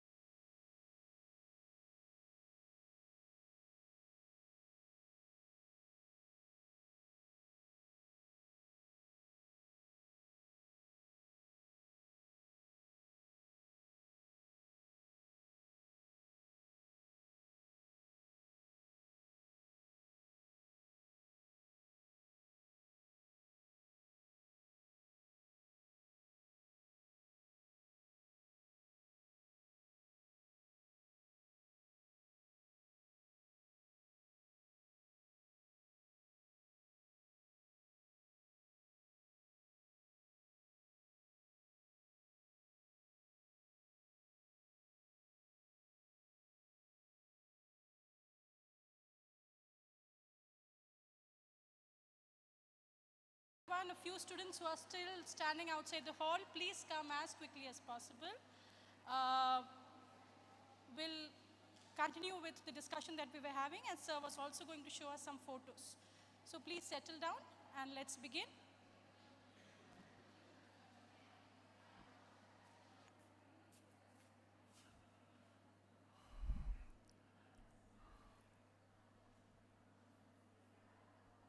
See, Professor Ganesh is always late for class. These professors are always late for class, you know.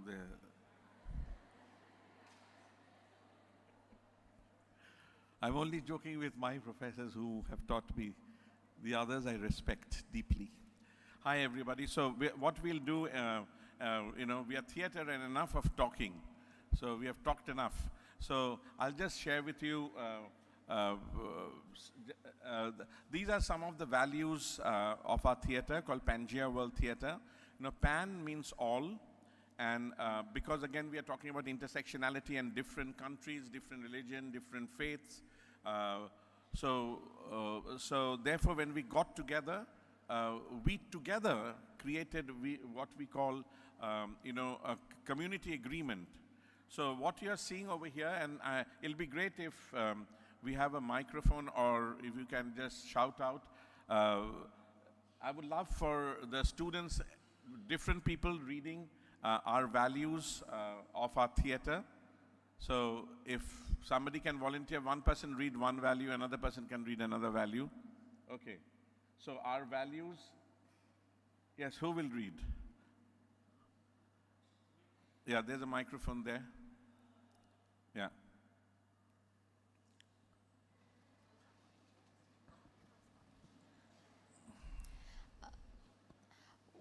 The first point, sir? Yeah. The first point, we strive for artistic and creative excellence in our articulation of craft, life, and work. Thank you. Somebody else?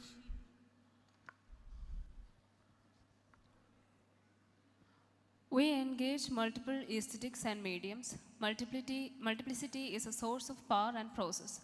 We work with awareness of space, energetic, physical, and political. We do this with consciousness of water, of earth. Thank you.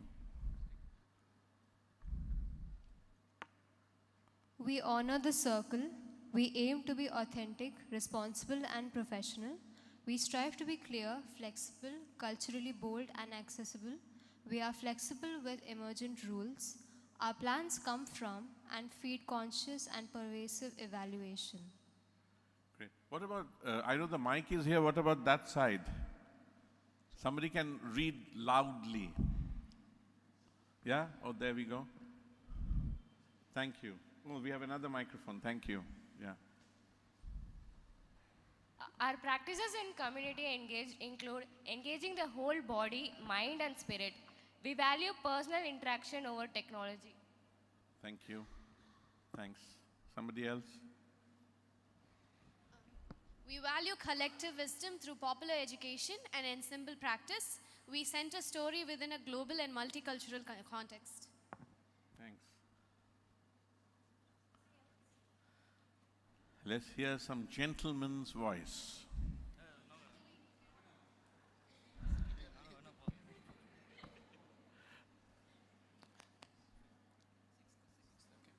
We commit to transformation at the individual and community level.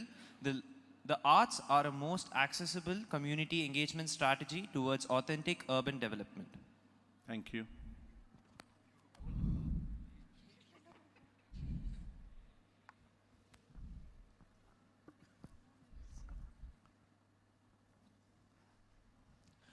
Community organization involves capacity building. We value leadership in participating migrant, indigenous, and people of color communities. We function on shared power principles. In regard to working with collaborators, we are committed to naming and battling operations and creating equitable partnerships.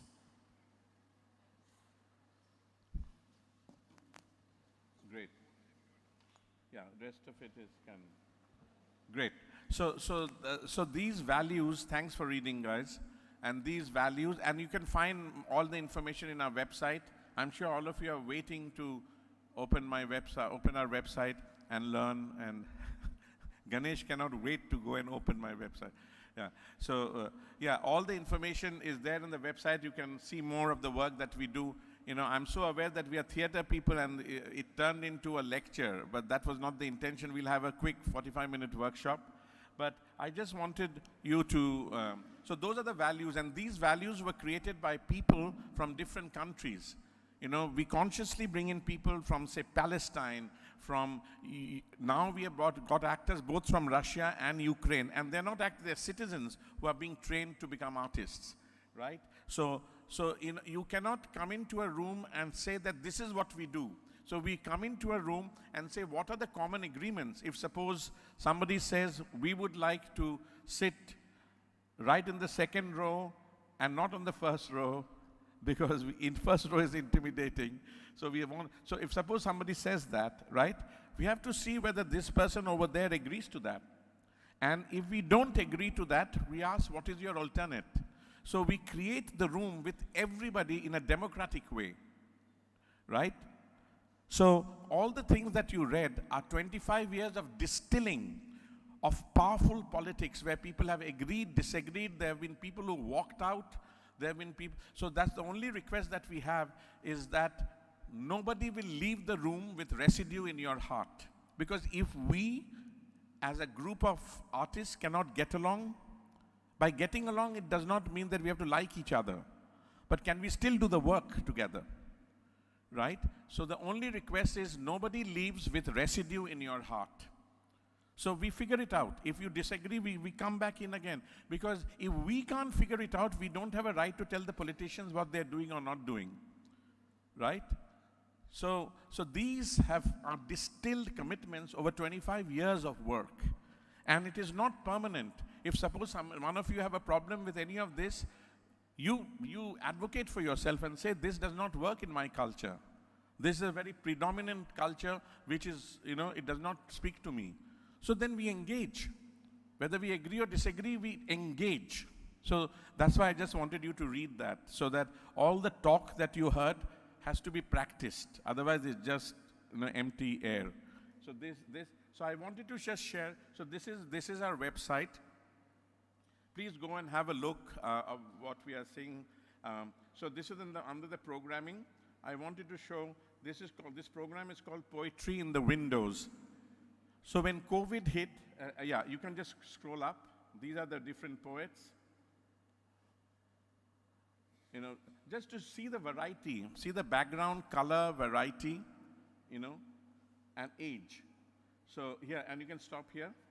See, when COVID hit, I'm sure it happened in India also, that, most of the shops that were run were immigrant-run shops. All the buildings were owned by, the building owners were all rich, white real estate owners. But the tenants who were running shops, say snacks or food, a small restaurant, or they're selling coffee, all of those shops, they all closed because of COVID. So when it opened, there was a huge economic slump in our own street.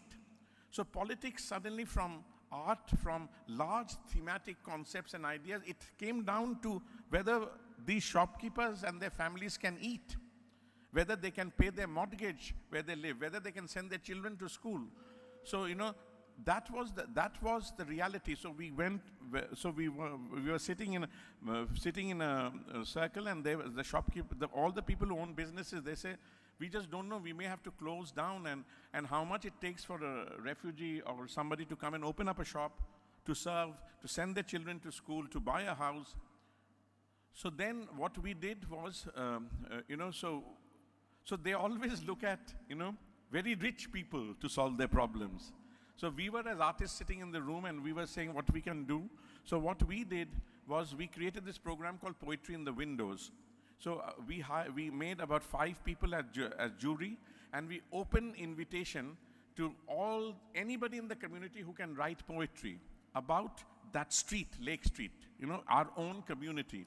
You know your community better than somebody who's sitting in Geneva doing human rights work, right? But that's what happens in the Western world. Somebody far away has no connection with our community, our environment, makes policies about our environment, makes policies about your street, right? So what we did was poetry in the windows. We said that anybody who writes a poem, whose poem we are going to choose 75 poets, and who'll all be paid. The jury was paid. The 75 poets were all paid. They were paid pretty handsomely, you know. And whatever the poems were chosen, then we talked to the businesses, like these shops. These are the list of all the shops that gave us their windows, you know. If you really, can you just, if any of the photographs can enlarge? I don't think so. Yeah. Oh, it does, okay. Okay, so they gave us, each business would give us a window. Yeah, you can just go through the windows. And these are the poets. So what we did was more than 200 people came. You know, they are used to coming for a play. So then they walked down that Lake Street, it's called, and the poet was standing in front of the window. When they came, you know, 100, 150 people stood there. They read the poem, and then they went into the business. They went into the coffee shop. They went into the place that, you know, for various places. Not that they necessarily bought. So the business people, all they needed to do was to give us a window. And we bought these vinyl, huge stickers, and we put there, not a great photograph. Yeah, so that's a good photograph. So the poet was there, the poem was there, and they read, and then the community went into these shops, you know, and he's running around. I remember there was this woman, businesswoman from Eritrea. She used to sell beds and mattresses, and she's giving, I've never had 200 people in my shop. So the idea was how we impacted the economy of our street. So we had community, we had business, and the art of poetry built that bridge. So this is one place where we impacted the economic slump caused due to COVID. So Poetry in the Windows is just one of the programs I wanted to share. Now we can go to the Directing Institute. So, so there are various things, please, you can check out. Our Directing Institute, we run a Directing Institute for directors of color and women directors. Because when we did an analysis, you know, there are so few women directors directing professionally, and directors of color. Majority are all white men. If there are any men of color who look like you and me, they form just 20%. Women of color form less. There are no women directors in some theaters. So we wanted to create an institute where what we talked about, your ancestral knowledge, like your great-grandmother stories, that what we talked about. So we call them as teachers because they know literature, they know theater, they know folklore, they know folk music, right?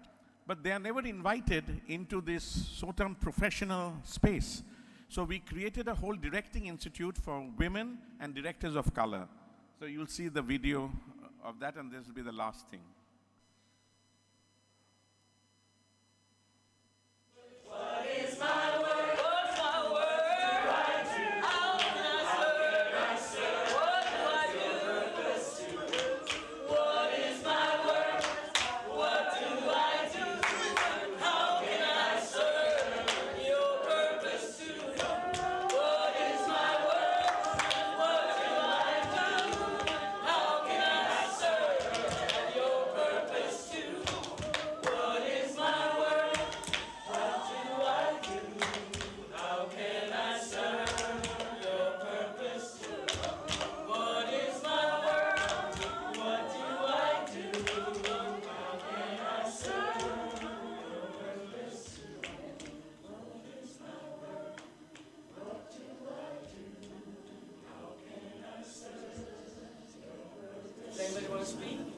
We did field study, and there was this absolutely common denominator of feeling the inequity of the field, the inequity in the realm of participation of women directors, inequity in the participation of people of color in the field, and also we realized that there is no systemic sort of training available for directors outside this academic, structures of MFA, BFA. So therefore, doing research and interviews over the past 2.5, 3 years in the field to really get to know the pulse of what the field of theater and ensemble creation processes are, we realized that we need to create an institute where we practice that, so that we no longer just sit down and complain about what is not happening in the field. In fact, we are creating it, we are crafting it, we are structuring it, and we are going to train people in the future. Yes, it's our responsibility to craft this. We are all accountable for this wall. No facilitator is not accountable only, right? We are all accountable. So change, edit, add on.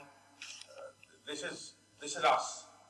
Definitely, I'm learning from day one.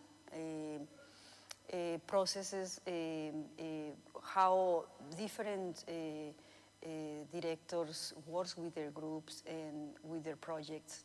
And I think that I'm very, very interested in how they develop the concept for directing a play. I remember that I always loved these huge rituals. My hero was Barbara Ann Q, and she used to come into a space and there was drumming and storytelling and audience participation, and all of us got to be there and be in it. Yeah. That's my aesthetic. Allons danser, Colinda. Allons danser, Colinda. Allons danser, Colinda. Allons danser, Colinda. Allons danser, Colinda. Allons danser, Colinda. Allons danser, Colinda. You know, when we create, it gets really serious. It's like we keep it really light, and we get really silly, and we laugh, and we joke. It's really great icebreaker with elderly. Because it brings up, because you can do this with elderly, and then when you start doing stories out of that, because a song would trigger, and it's amazing.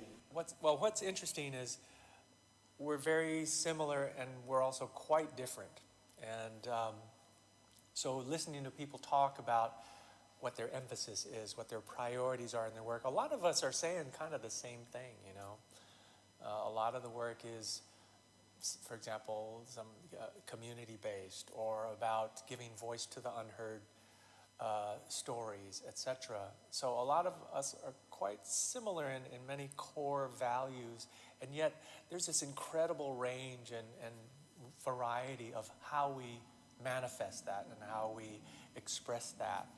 And that's been incredibly enriching to see and experience.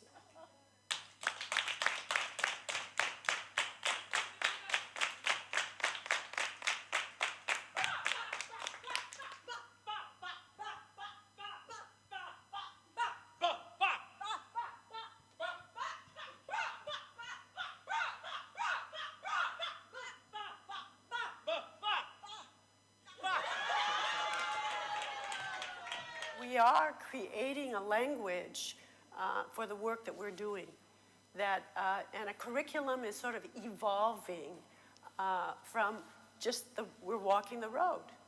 And the curriculum has evolved, whether it's in song, whether it's in story making, whether it's in movement, a curriculum that sort of has not the same, but a unified approach and result that we're looking for.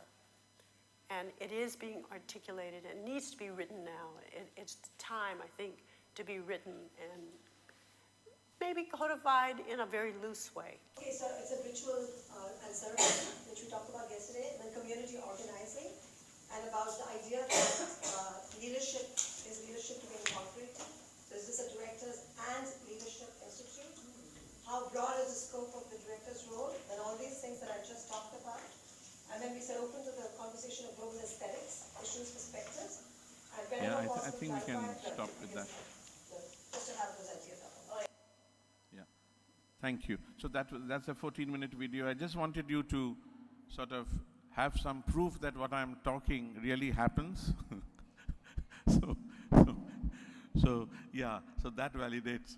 Yeah, so you can, it's a 14-minute video, you can look at it, but I just wanted you to see the variety. That's why I started our conversation with how many languages, you know, Like each one of us are different, each one of us have different literature. And these people were never invited into the theaters where they had invited me to direct. You see, they would invite somebody, a South Asian from India, because I have all the degrees to get into those big places to direct. But they will not invite this. Nobuko Miyamoto, she is one of the founders of Black Panther movement. She has worked with John Lennon. These are people, she is 86 now. You know, and at the age of 27, I got into these theaters where she was never invited, in the same city. You see the value, that's what I'm trying to say, that, you know, what we value, you know, the values that we give had kept these powerful artists out. And so what we are creating is this National Institute of Directing, where we are getting this wealth of knowledge of these people who have got so much experience, you know, and we are creating a curriculum like what you are doing. Where's David? What you are creating is like, you know, and I spoke to somebody who's creating a play in Hindi, in vernacular, in various languages, that you are unless we create the menu, you become, you know, the food on the table. So therefore, so that's political. You know, politics is not between what's happening between the politicians. This is our politics, gender politics, race politics, you know, politics of literature, politics of centrality and margin. I'm done with people who look like us being on the margins, you know. We don't recognize such binaries. You know, there is no margin in my mind. So those are the things that we do, and I think with that I would like to, there's so much to share, but we want to do a little bit of a workshop, so I want to finish here. Thank you.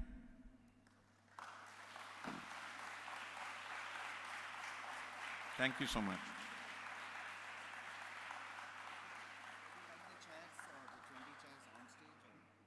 No, we can just sit on the ground. On the ground? Yeah.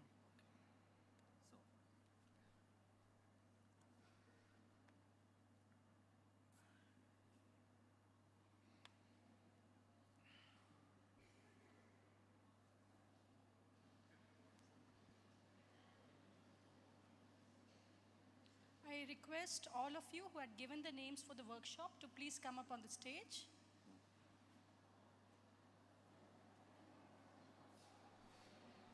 I request all the registered participants who had given their names, please come up on the stage.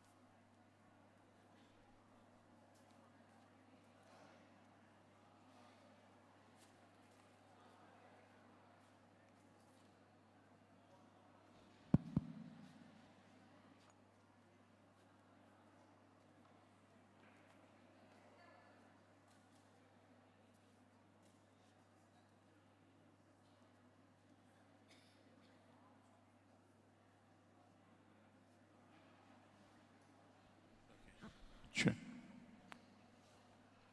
Please come. The idea was a private workshop. Since all of you are here, so please know this is not a performance. We are just sharing. We are just sharing some exercises. You know, it's not a performance. So please don't. I know it's awkward to say. Don't feel like a performance when people are watching you. Just try to block them off. Yeah. Great. So anybody is welcome to join us. Yeah. So this is not an idea of everybody come. People who are waiting to be invited, don't wait. Yeah, so the idea, we were thinking that only 20 people will be in the room, so this is not a performance, this is not a presentation, this is us just exploring a few things, yeah? So it's easy for me to say, don't think it's a performance, when people are watching you like this. So, yeah, I'm just going to share one or two because we have to finish before 1:15. So I'll just share one or two exercises that what we do to,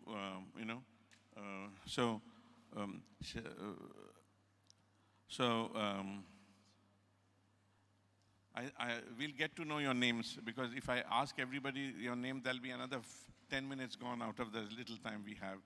So maybe what we do, let's make a full circle. Let's think that they are not here. Yeah, let's make a full circle here. Yeah, no, use the whole space for a circle. Yeah, use the whole space for a circle. Yeah. Okay, please be careful. Yeah. Yeah. Please don't fall. Yeah? Yeah. Okay. So we always begin with 2 minutes of silence, because we have artists, who do two jobs. Somebody's working in a coffee shop, somebody's working, and then they come for rehearsal. And then we expect them to excel in art. So what we do, we always have a lamp in the center. Again, it is not any particular religion, because we work from so many people with faith, no faith, strong faith. So we just start with silence, okay? So why don't we do the same thing and just visualize, So the work is in the center.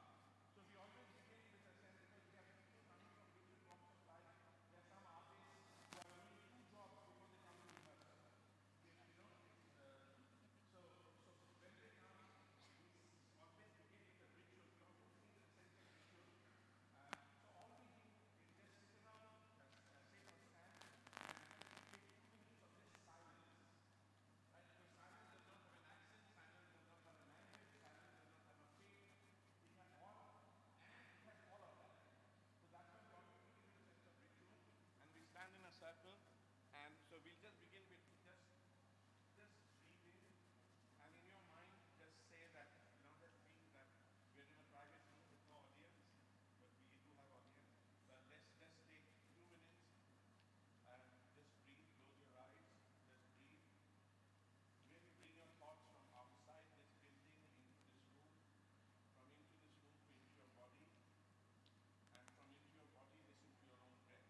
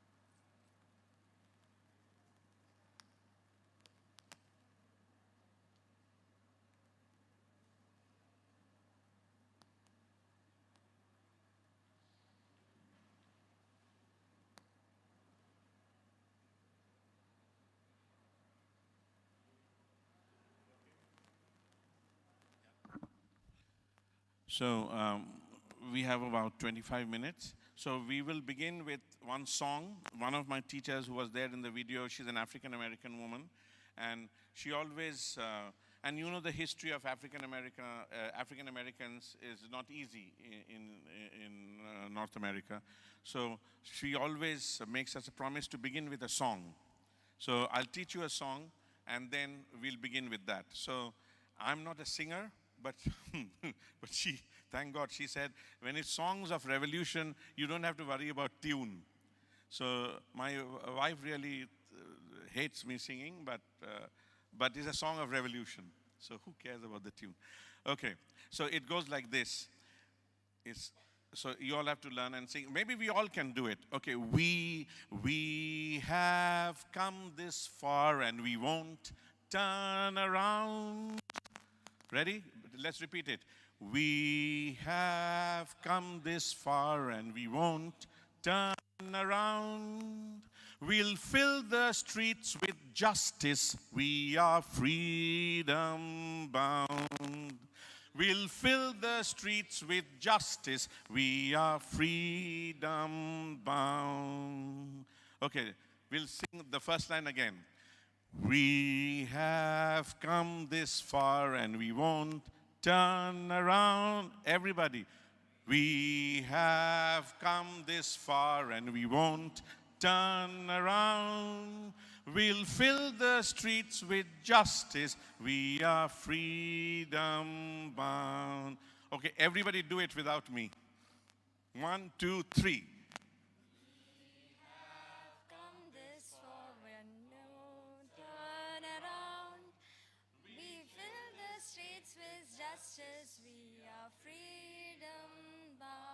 Great, fantastic. Okay, we have more than so many people. Come on, feel the justice. Do you know what justice when it's denied, how hard it is to get it back? So we're going to sing it one more time. All of you are going to sing it really loud. Okay, 1, 2, 3, go. We have come this far and we won't go turn around. We fill the streets with justice. We are freedom bound. We have come this far and we won't turn around. We fill the streets with justice. We are freedom bound. Okay, you can clap for yourselves. Woo.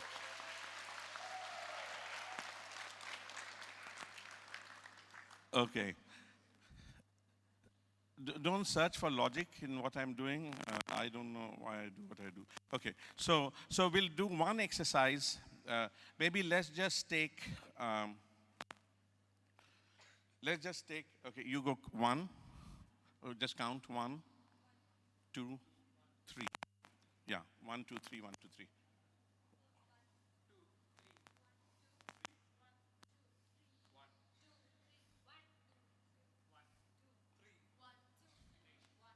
Okay, 2, 3. Okay, all the 3s, stay. 1 and 2, just sit. Sit on those steps, yeah? You can sit anywhere, yeah. Or maybe sit that side, yeah, because we'll use the space. So you're the 1s, you're the 3s. Okay, so we'll do what we call, maybe we'll come in, the 3 people come in the last line here, and we'll make a triangle. Okay, maybe 4, maybe 1 more. Okay, 3 in front, 2 in front. Yeah, just make a triangle. You're facing this side. The space is a bit limited, but just wanted to introduce you to something. Yeah, like a triangle. No, somebody's on top over here, the top of the triangle. 2 people, 3 people, 4 people. So you can be the top. Yeah, face this side. Yeah, you're the top of the triangle. Yeah, maybe 2 people behind. Yeah, 2. Yeah, yeah. Just space yourself. So maybe in the next line we'll have 3. Maybe you join the second line. Okay, and 4. Yeah. Okay. Okay, good. Just step back because we don't have much space. You guys can see? Yeah. You can see? Yeah. You can pull the curtain. So this is what we call flocking, like birds. Right? We all have different signatures. We all have different vocabulary. Right? How do we get all of you, like we are just met, but suppose I have 3 days, right? We were taken and dumped in Ukraine and Russian border, and our job was to create community with 2 people, 2 groups who hate each other, right? So we had to come up with exercises in which we don't have time to be shy, right? We don't have time to, maybe day after tomorrow, I will ask you your name, right? We have to go from the beginning. Right? So what we did was a simple flocking, we call this a flocking exercise. So we just chose, I did not know who was because they all look the same. Who was Russian, who was Ukrainian, I just had my assistants. And so what we, just like this process. So So we'll just do it. You're there. So you have to think of how it can be a metaphor of a bird flying. Okay? You can do anything imaginative except do this. Yeah? Right? Your bird flying could be just like shh, and move down. Shh, move, right? So it has to have a sound and it has to have a movement. It can be anything. Your bird flying could be just like, right? Use your imagination, right? It has to be a bird, it has to move, or it can be anything, right? The main idea is that we are stuck and we need to move, right? And what's your name? Kavya. So Kavya will do your movement. Just do your move, whatever you think your bird move could be. Everybody think of what your bird move could be. Yes. Simple. Yes. Good. Okay. Kavya's bird move. Can you do it? Everybody watched it. Kavya, can you come back and do it one more time? Got it? Did you watch? Right? You watched it, right? So now, go back. So we used to have a big room like this. There were Ukrainians sitting on one side, Russians sitting in the other. And they will not exchange seats. You know? So, but we got them in a space like this. And this is a simple exercise that we did. Okay? So Kavya is going to do one move. Okay? Everybody continue. Kavya, you continue coming over here. Yeah, and when you are over here, you will slowly turn around, and then the group turns around, and we form a similar triangle. Somebody step up in front. Nobody will ask you who it is. You step yourself into the triangle. Okay? Got it? So Kavya will do a move. You can add a sound to it if you want to. Okay? Got it? Clear? You're going to do what Kavya's language is. Okay? Physical language. So we are flying. Okay? Everybody ready? Watch Kavya.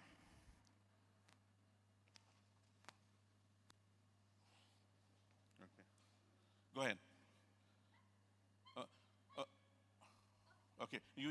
Okay, just have to do one. Just one, because that's easier to learn your vocabulary. Okay, just do one move with the sound. Stop. Go ahead. Everybody together. However stupid you feel, do it. Ready? One more time, Kavya. Everybody joins. Everybody joins. Use the whole space, Kavya. Keep moving. Talk about feeling foolish. That's okay. Okay, maintain your lines. What you guys have to do is to maintain your lines. 3 straight line, 4 straight line. Okay? So not only will you have to focus on the person in front, you have to focus on the person on the side. Right? So if somebody is moving fast, you got to move fast. If somebody is moving slow, you got to move slow. So you have to be conscious of your community. Okay? Kavya, continue.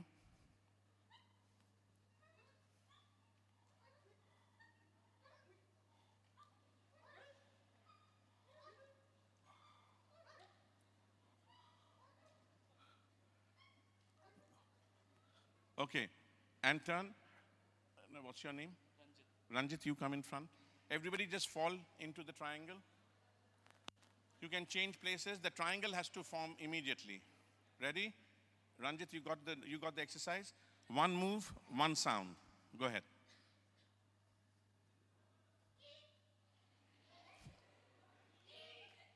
Together as a team.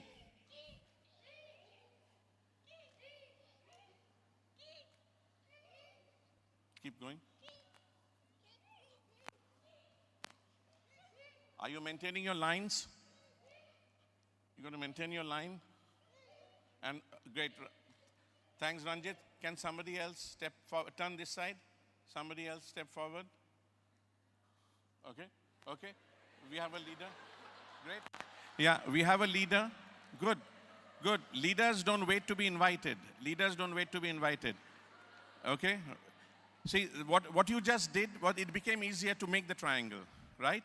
So leadership changes. Leadership changes without conversation, consultation. You agree to follow, right, in this exercise, because you have to build trust on your leader, right? Got it? Go ahead. Together.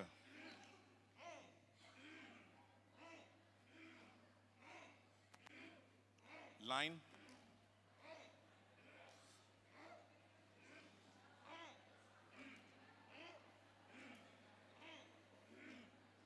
Okay.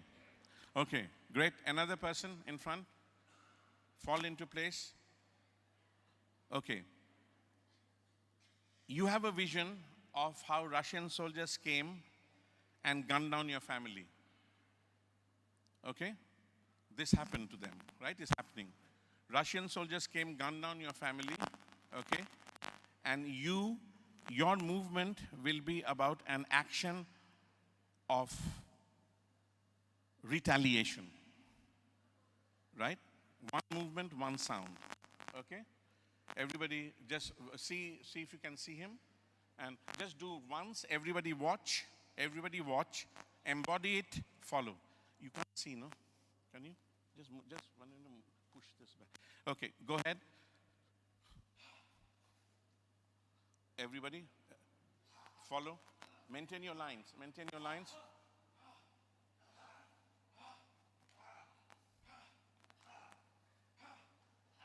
Lines. Line. Somebody else. Good. Somebody else step forward. Face that side. Just face any side. Another leader. We need one more leader. We just need to step. One leader. Everybody else falls into place. Okay. Okay. Same thing. You are Russian and Ukrainian bunch of armies came, right? Took all the women away from the house and killed all the men. This happened, right? You are that Ukrainian boy who saw this happening, right? So an action of you want justice. Okay, it can be simple action that you're shouting for justice. Okay? So watch your leader, embody your leader's language and follow.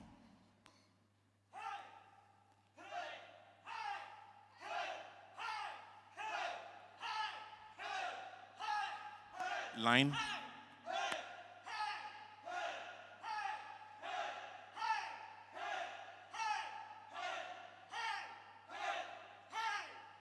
Good. Good. Somebody else step up. Somebody step up, go to another direction, face that side. The leader in front, face that side. I'm just trying to confuse you guys a bit more so that you fall into line, right? Yeah. When you don't have time to fight revolution, when you don't have time to organize, you organize quickly, right? Okay. Same thing. Just think for a second. Any sound, any move.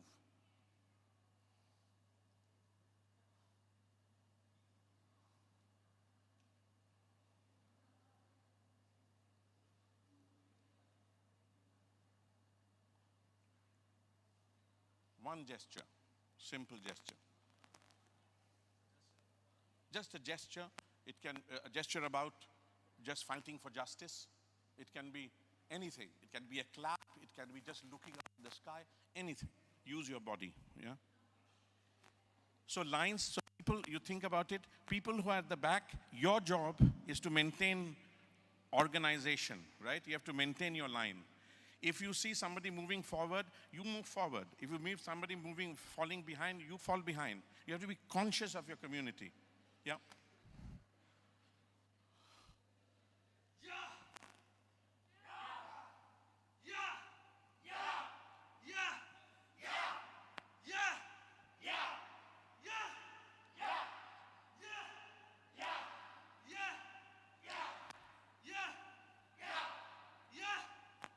Change leadership.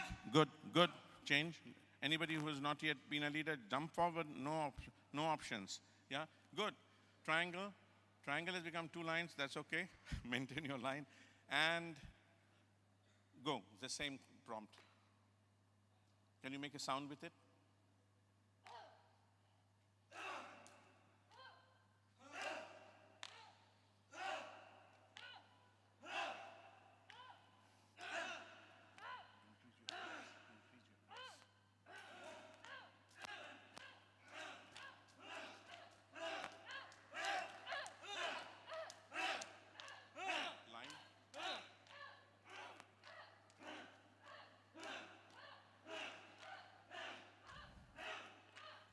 change leadership.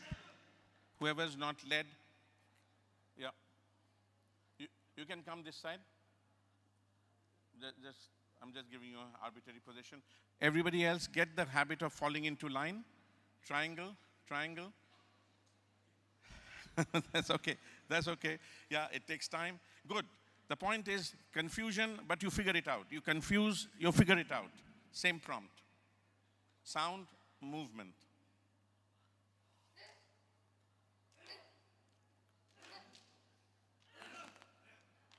Line.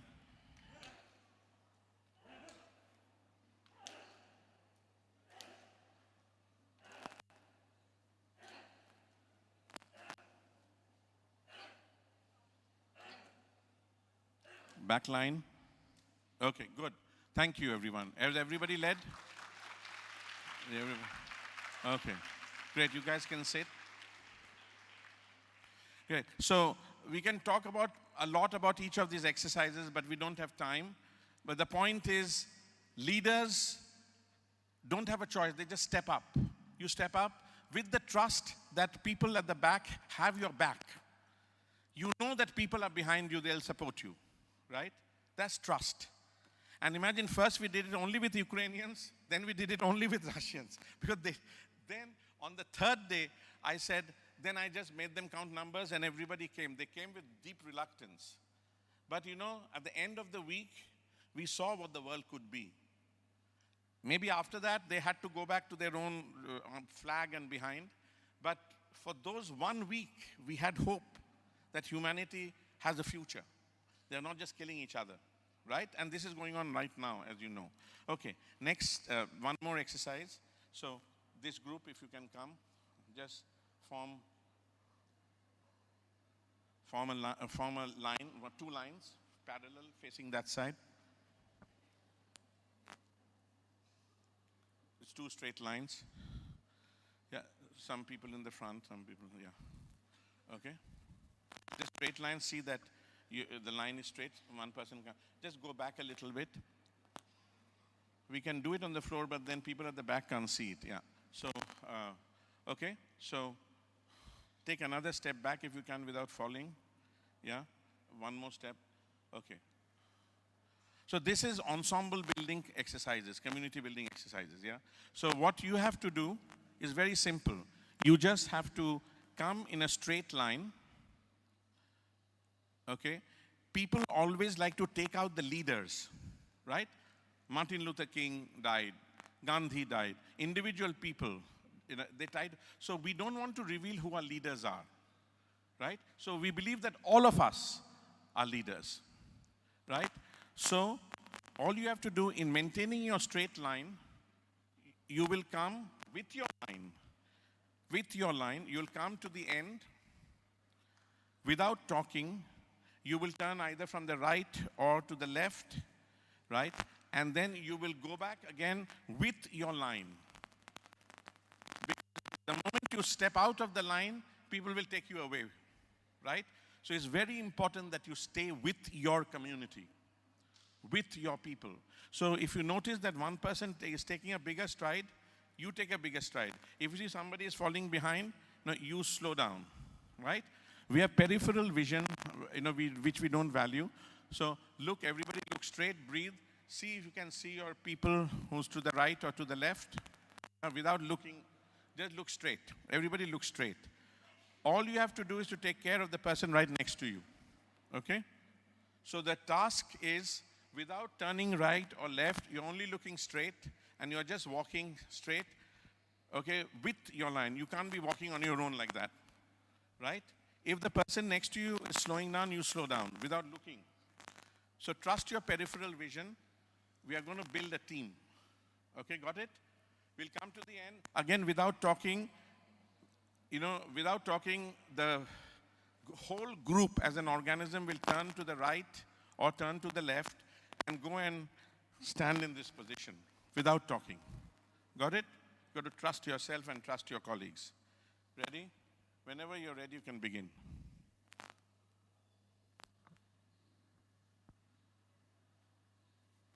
straight.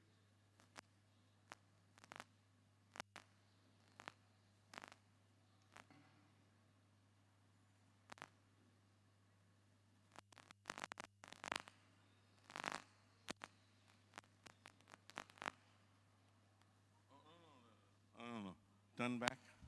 You have to do it together from the same side. Take your time. Take your time.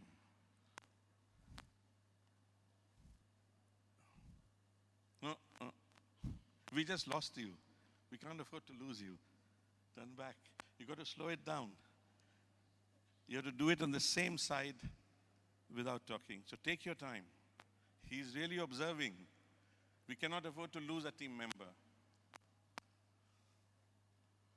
Together, there is no need for pace. Breathe. Together. We start the work together, we'll end it together. Can't afford to lose anyone.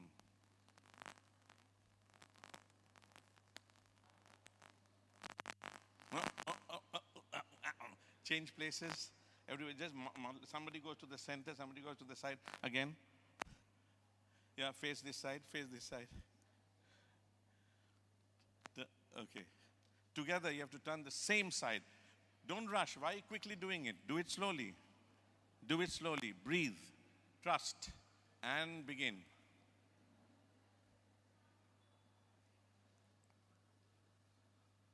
It can happen.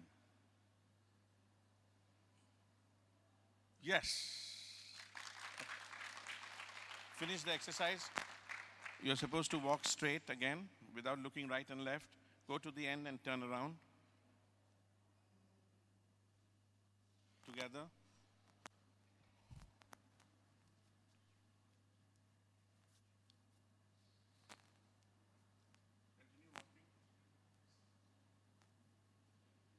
Hold. Just what? Watch your line.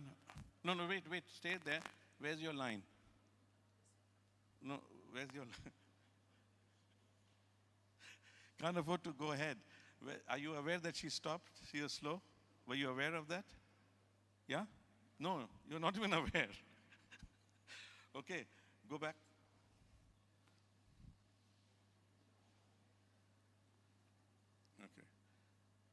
Okay, now turn around this side, turn, just walk. So basically you have to be conscious, right? Walk together.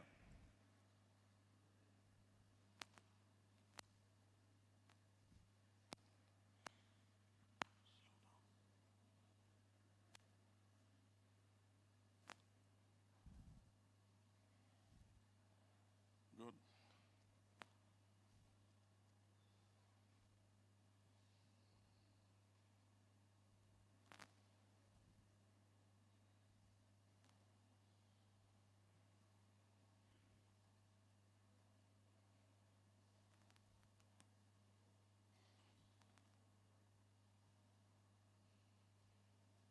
Good, and slowly turn together. Yes, good. Thank you. That's good. Yeah. Great. Thank you. We have to stop here. I'm sorry we didn't get to the third group, but we will. Yeah, we have a lifetime ahead. So let's have a round of applause for.